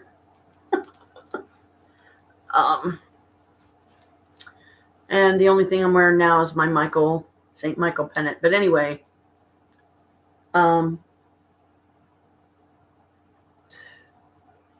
if you have ice cream or milkshake or something like that, when you got an upset stomach, the sweet, combination of the sweet and the dairy together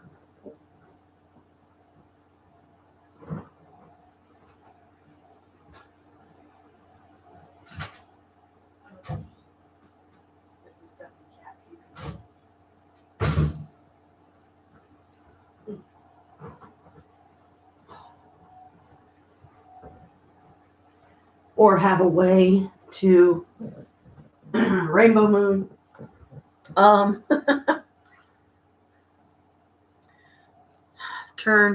Make your own milkshake style. This is my vanilla coffee syrup, and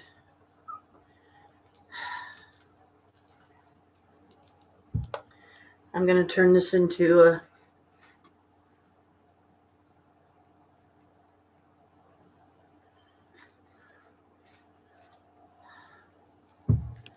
kind of a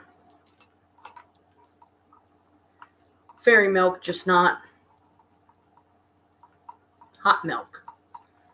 You know, because they sometimes when you're having trouble falling asleep at night, if you drink some warm milk, it knocks you out.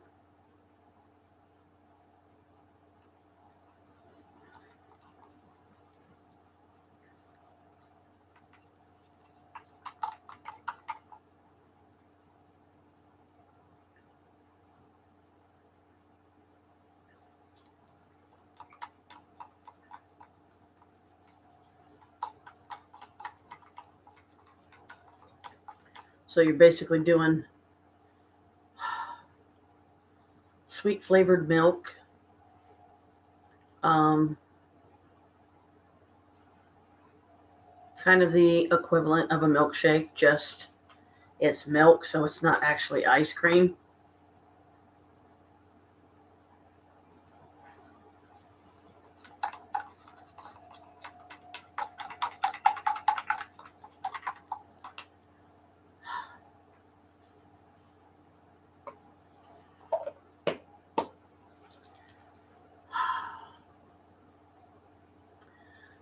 One thing that I haven't done yet, I'm pretty sure, I'm going to have to double check it, but I'm pretty sure.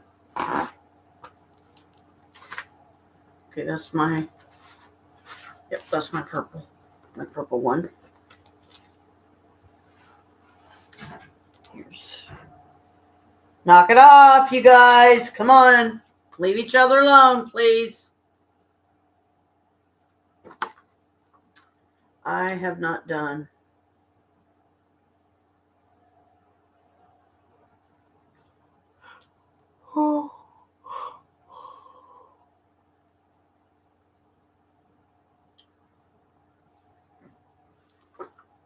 my grateful list for today. Well, yesterday now, because it's going on 1 o'clock. I'm going to do this, and then I'm probably going to call it a night. Make myself get to bed. Get some good sleep.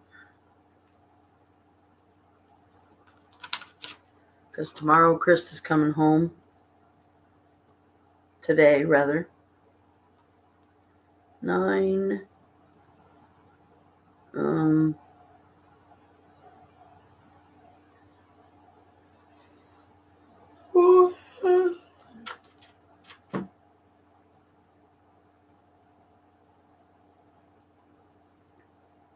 Monday, September 8th. Okay. So 9/8/25.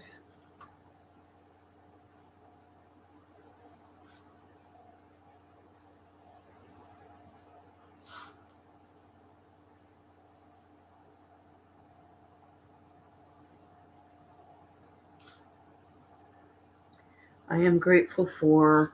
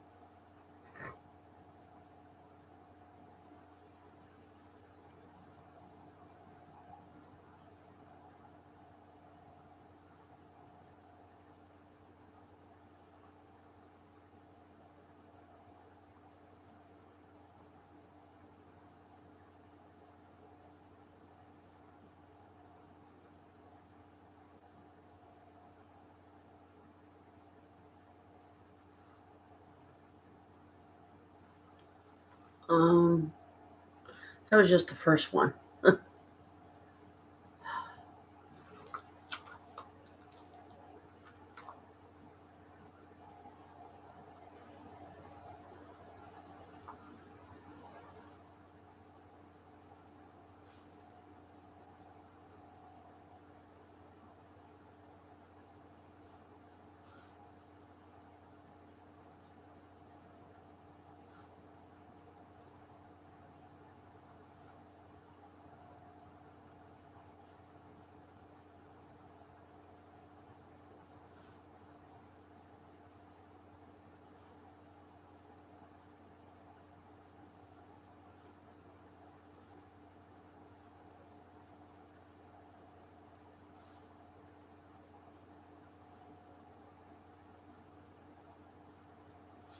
That was the second one.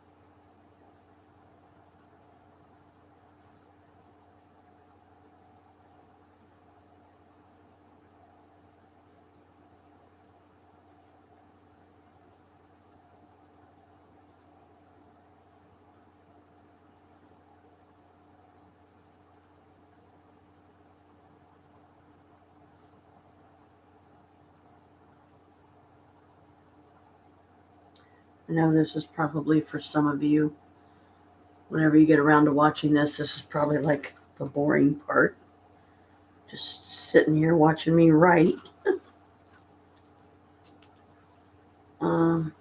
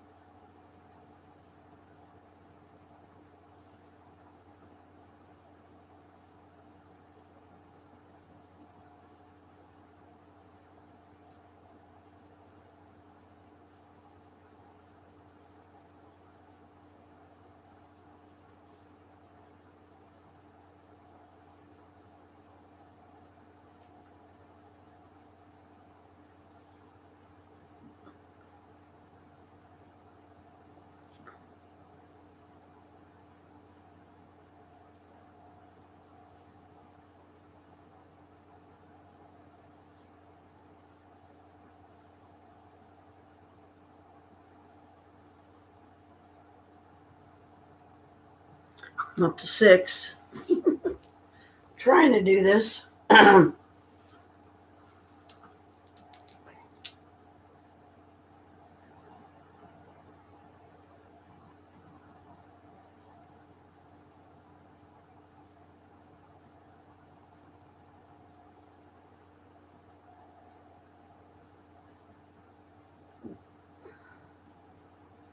Excuse me, I'm a gas bag again today.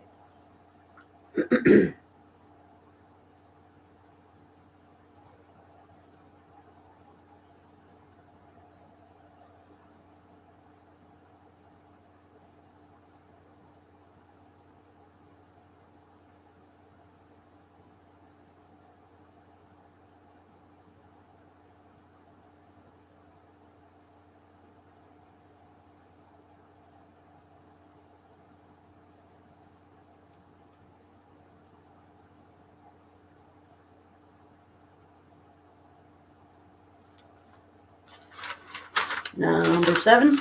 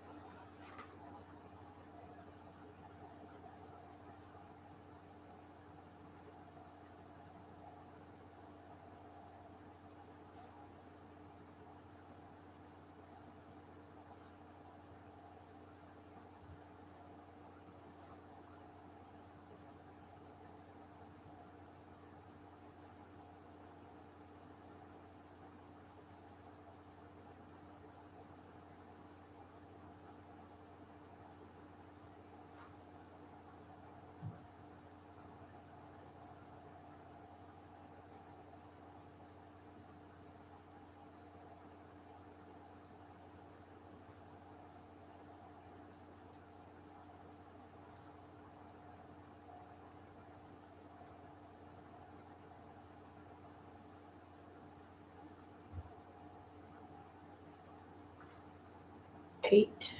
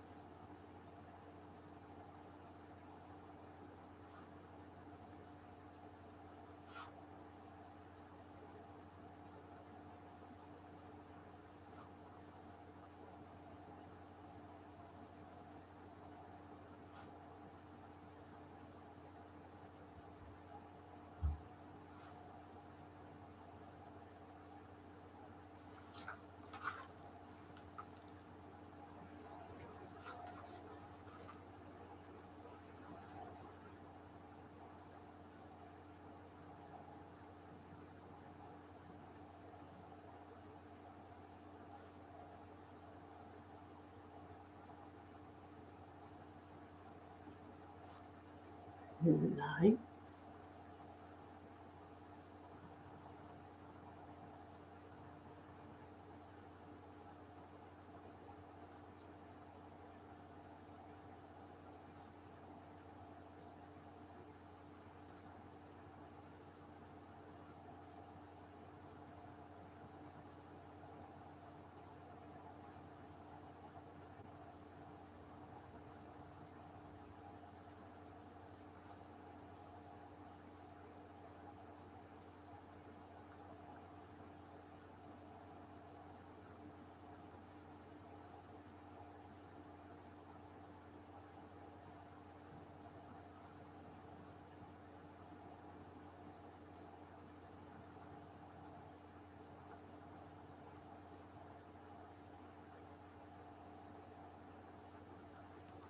Um, 10.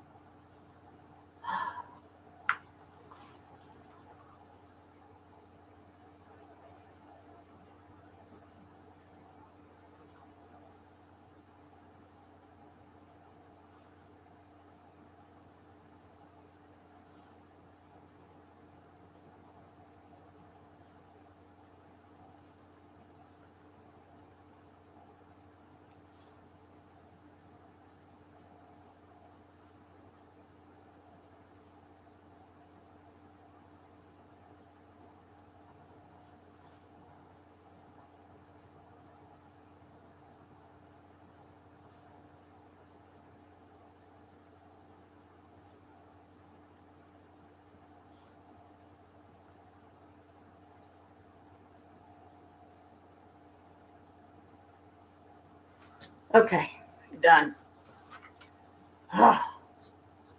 Seems like it takes forever, just to write down 10 blessings and why I'm grateful for them.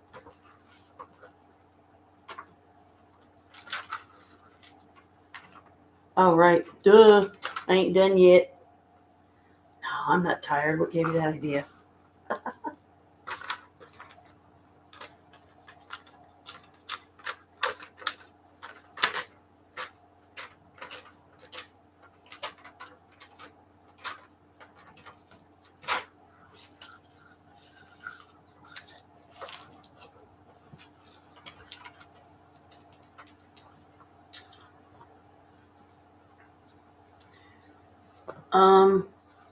I am grateful for how much cleaning and rearranging some things the way I like and want them. Why? It's my turn. Chris has had his way of things for 18 years. Now it's my turn. Thank you, thank you, thank you.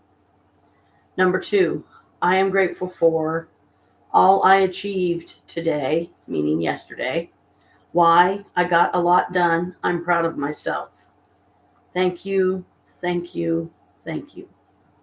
Number 3, I am grateful for the closeness I have with my children. Again, I'm manifesting what I want and deserve. Why? We love each other. We're a loving, close-knit family. Thank you, thank you, thank you. Number 4, I love and am grateful for my apartment. Why? I'm not homeless and on the street. Thank you, thank you, thank you.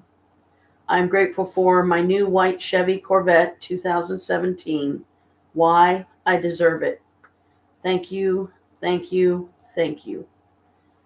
Number 6, I am grateful for my utilities. Why? I have air, heat, light, water, etc. Thank you, thank you, thank you.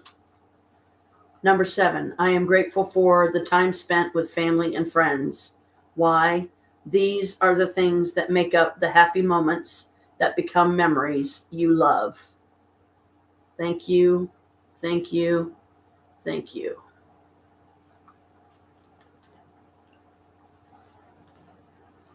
I am grateful for my mom. Why? She's still here among the living, happy, healthy, wise, and has an endless love for life. Thank you, thank you, thank you. I am grateful for my brother Carl. Why? He's the only brother I have, and he's a good man. Thank you, thank you, thank you. Number 10, I am grateful for all that I have. Why? I have all I need, like my perfect weight, shape, and size. Thank you, thank you, thank you. Now, I knew they were here somewhere because I don't think I put them in the envelope. There we go. Oops. Oh, crap. Stuff falling down again. I got too much shit on this table. It's not even funny. All right. So there is my grateful list for yesterday.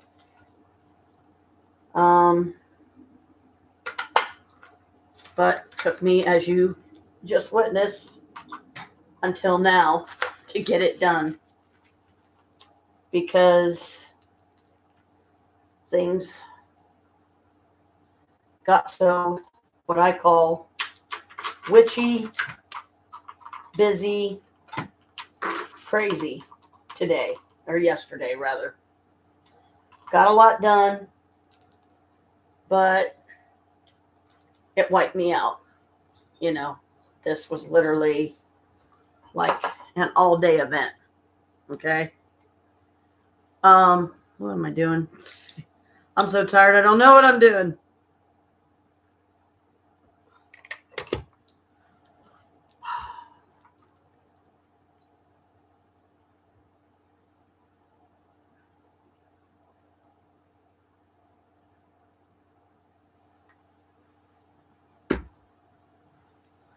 Um,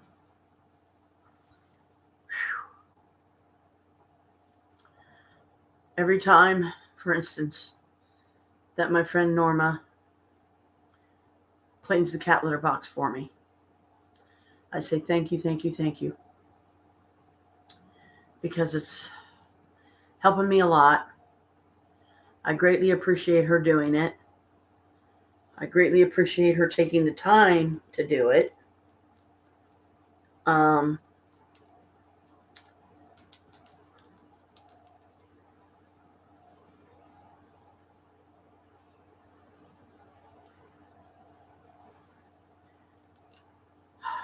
I show gratitude every time she does it. Which that's living each day in gratitude, you know, right there with that one action. And oh, excuse me. It's like 10 after 1. I can't keep my eyes open. But anyway,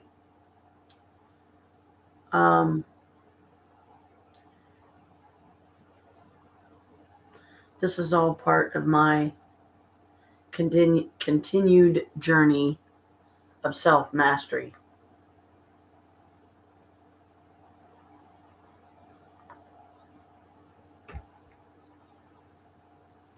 Of not only stepping up and being a more active part of this household than I ever have been, I'm trying to balance things out. This is me trying to show Chris that this is my idea of what true equal partnership and equal share of power should be. Why I waited this long to do it?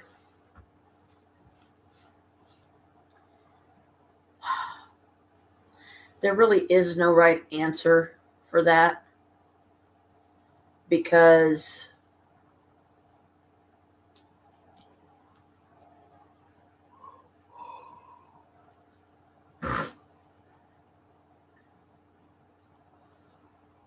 um, it didn't take me long. As a matter of fact, I don't even, it's been so long, I don't remember how long ago this was, but I was very quick to anger from the very beginning, really, with Chris and the way he liked to do things, the way he liked things to be done, the way he thought and felt things should be done, because he said that it should be done this way, or you're doing it wrong. And you just want to haul off and smack him one and say, fuck you, I'm doing it my way. I'm not doing it wrong. I'm doing it what you perceive to be wrong, because it's not the way you would do it. Back off. Leave me alone. Accept and acknowledge the fucking changes I've made, and they're staying that way. You've had your way for 18 years. I have said nothing. I have dealt with it. I have accepted it. I have acknowledged it. Now it's my turn. Shit's going to be where I want it to be. I want to be able to drink out of my pretty decorative glasses that you felt the appropriate place for them was the top shelf, the topmost shelf, where I can't reach them. I did not get them to sit up there on that shelf and look pretty. I mean, I got them to use, to enjoy. So when I get up in the morning, do my morning routine, breakfast, coffee, blah, blah, blah, meds, decide if I want to take a stack or 3 or not, or if I want to do a Cafe Diablo. The only thing is if I do a Cafe Diablo, I'm going to have to literally open one of my little Keurig pods, and make my own version of either instant coffee by just using very little of it, because it's going to be so doggone strong. Get some water boiling. When it's boiling and the pot is whistling, the tea kettle, then turn it off, pour the water in the cup,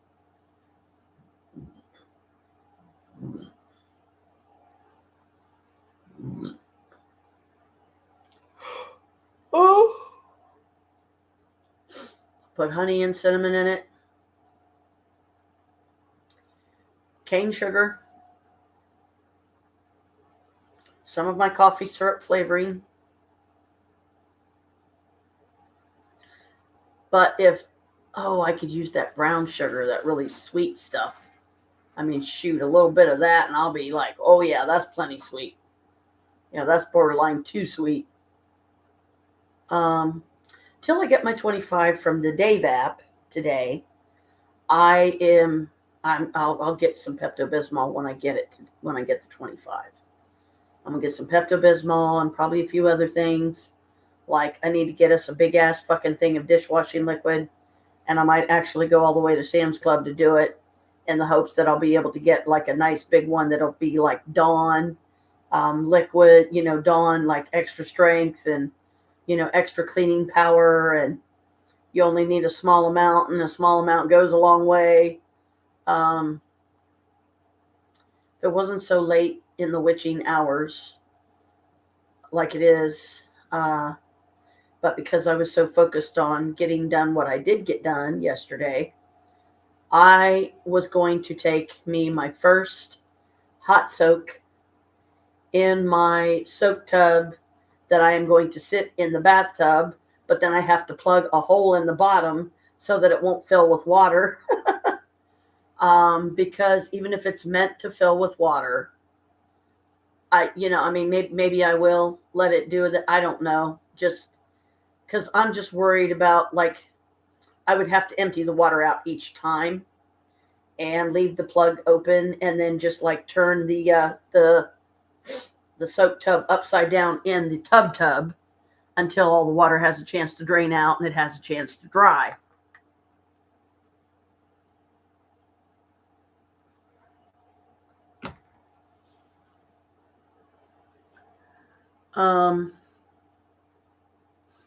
Yeah, I suppose I could. I haven't tried that. Let me see.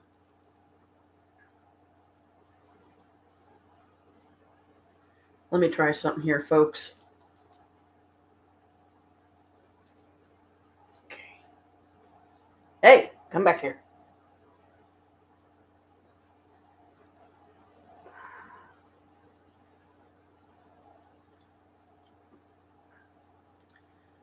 Jack just gave me an idea. He's like, I don't know if it'll work, Mom, but something you can try. I'm like, okay, I'll try it. Because the main thing is I don't want to choke myself. And I don't know if it'll stay. Ah! Dadgummit. It broke. Ow. Ugh. Fudge. Daggone it. Great, now I'm going to have to fix it. I broke the frickin' little chain links off of it. It's just these cords are too small. No, he gave me a good idea. He gave me, he's like, you know what? Maybe it's better if I just take a piece of yarn and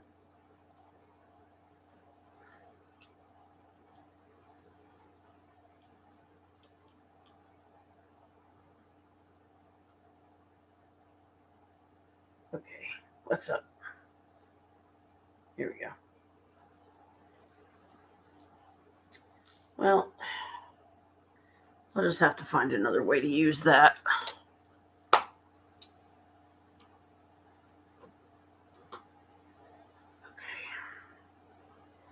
I'm going to try it my old way. It seems to work the best. Okay.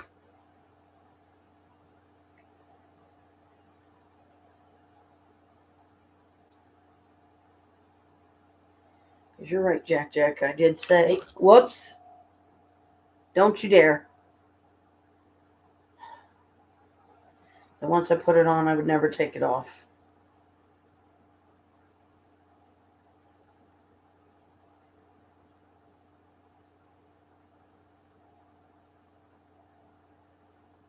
That stays on there.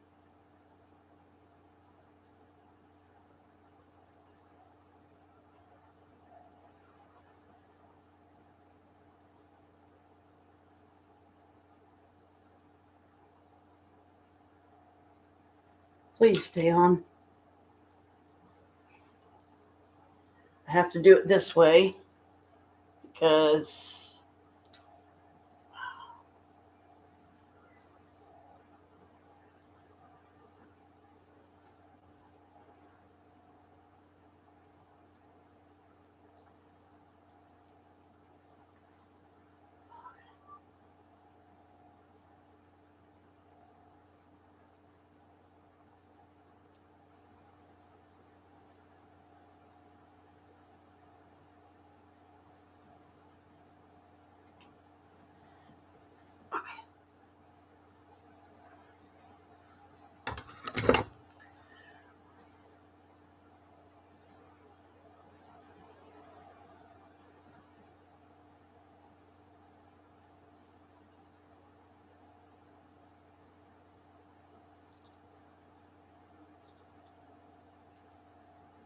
ow.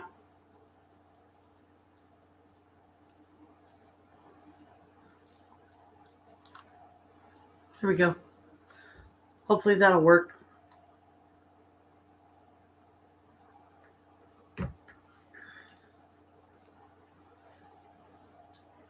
Because the yarn is, even though it's old, you know,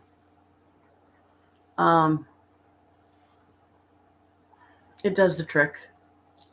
Chris found it for me somewhere in an alley or something, and he was on his way back from somewhere or something. I don't know. And he's like, "Here, I found it." Okay. Thank you, I guess. But I'm going to call it a night, guys. It's 20 after 1. Sorry this one maybe wasn't as exciting as I try to make my live streams, but everybody has an exhausting day. Exhausting days. Oh, excuse me. One of them was definitely exhausting for me. And well, newsflash, today's probably going to be more of the same because I'm only going to have a limited amount of time that I'm going to be able to get anything else done around here that I've been wanting to get done, that I want to get done before he gets home. Like cleaning out the spices, setting them all on the counter, using the step stool, getting up there, soap and water, using a new sponge, scrub it down, wipe it down, paper towels, dry it, and then put the spices back up there and have my notebook paper ready and a pen so I can write, use the number system. The spice in the front in this column is this spice. The spice behind that is this one. The spice behind that is this one. Over here on this side, this is the first. One after that is that, and just all the way back. So like several rows. And because there's so much up there, I would think that being a minimalist and a bit of a neatnik, as Chris calls himself and claims to be, you would think that he would truly appreciate the time, effort, and energy I'm spending without nobody asking me to do it. I did it on my own. I've started the ball rolling. Now I'm going to keep it rolling to the best of my ability. I would hope that he would appreciate the time I took to catalog the stuff, to tape the paper on the cabinet door so that he knows, okay, column A, third one back is this spice. Column B, fourth or fifth one back is this spice. Column C, and so on. And that way, if he's looking whatever particular spice that he's looking for or spice is, he just looks on the number chart. He goes to the designated row and goes to the designated number back or forward, the very front one or middle or end or whatever. Gets the spices he wants, plucks them out of their spot, uses them, puts them right back where I had them. The same with the food on the top shelf. with everything that was up there and everything that I threw away, which was roughly a handful of stuff, I was able to condense everything on this side, the right-hand side, or what I call the right-hand side, as I'm facing the cabinet.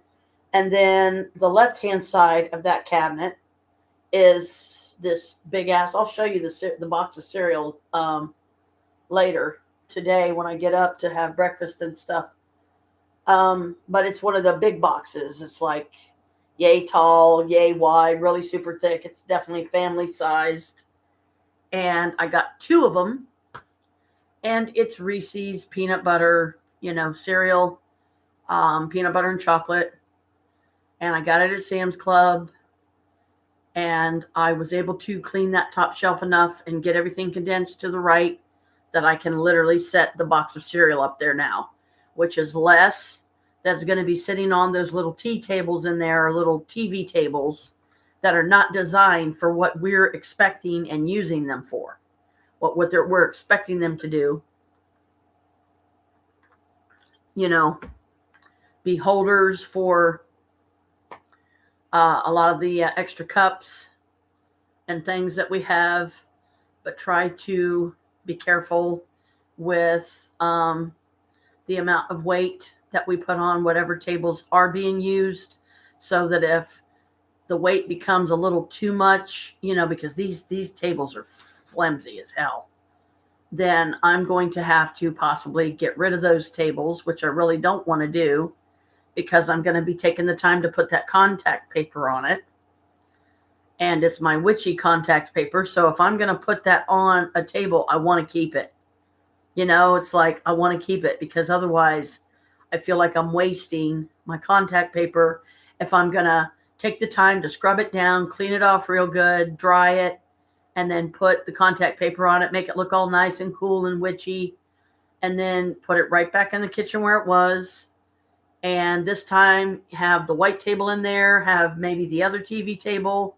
I might be able to fit in the spot in the bathroom that I'm looking for a little table that I can fit in there, or a stand of some type that is at least strong enough to hold like additional shampoos, cream rinses, soaps, body washes, toothpaste, that kind of stuff.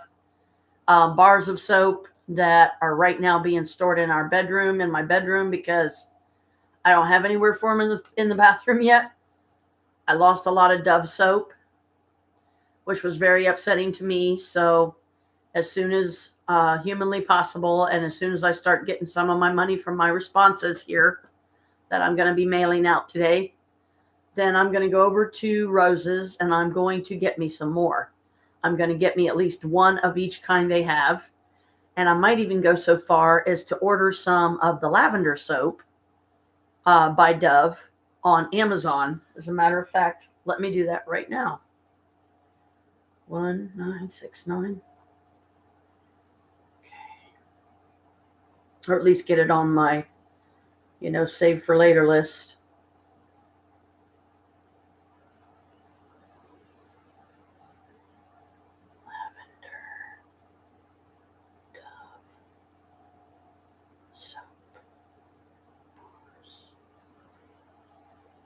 This should be it. There it is. Her Métis. See, never fails. Take my glasses off, think I'm done with them for the night. What prices do we have? Plant milk cleansing bar soap, macadamia milk and willow lavender. Serenity Seeker, 4 count for moisturize. Dove Beauty Bar Gentle Cleanser moisturizes to calm skin. Anti-stress cream bar. Gentle bar soap cleanser made with one, but it's like $27.97. And I've already spent $6 something on my self card. So first, before I do that, I'm going to have to get into my self card.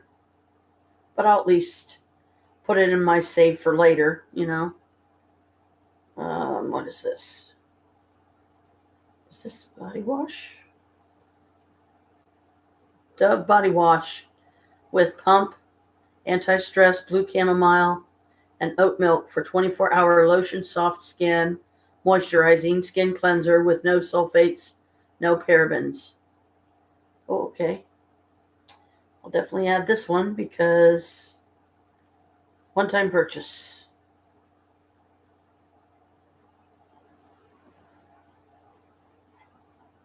And one other.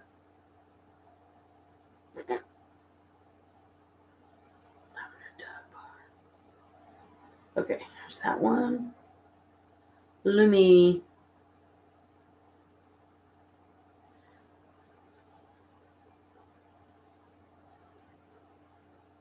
Pack of 6 for $9.99.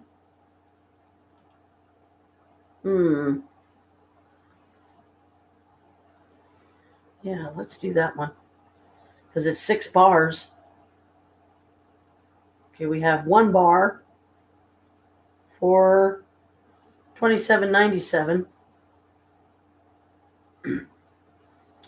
Body wash, $10.97. Single bar, no, sorry, 6 of the bars, 6 Dove bars, $9.99. Continue to check out.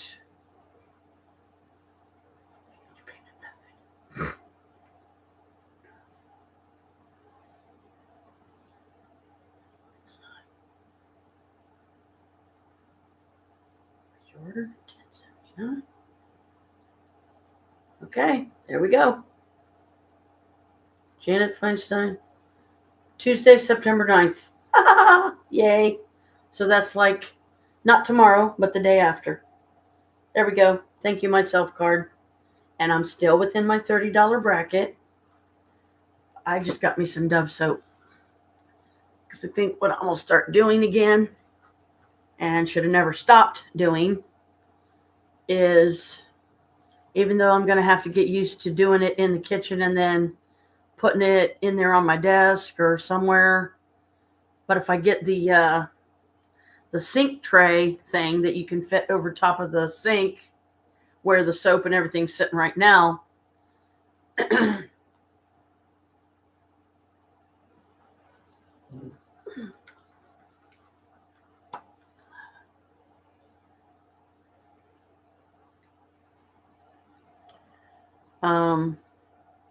it sits over top of that. So it like sits on the back of the sink. It's a little like metal, like great looking like shelf. You can put soap on, you can put dish soap, you can put hand soap, you can put, or if the hand soap doesn't seem like a good idea, it would stay on the bottom. So it would be under the little shelf, but still out of the way and usable. We'll see. But I want to get one of those to put stuff on, because that way the back of the sink is going to stay cleaner for longer, because you'll be able to wipe it down more, because it isn't full of everything that you're trying to set on the sink, like the stoppers, the little things you put in there to fill the sink with water so you can do dishes. And the dish soap, the scrubber, all that stuff can go on the little shelf, the little sink shelf. Okay. I know I said I was going, and I got to talking again. Sorry. So blessed be. Love you guys. Thanks for watching. Thanks for listening. Thanks for subscribing. Excuse me. Blessed be my lovely moon children. And I will see you next live. Bye. Peace. Good night.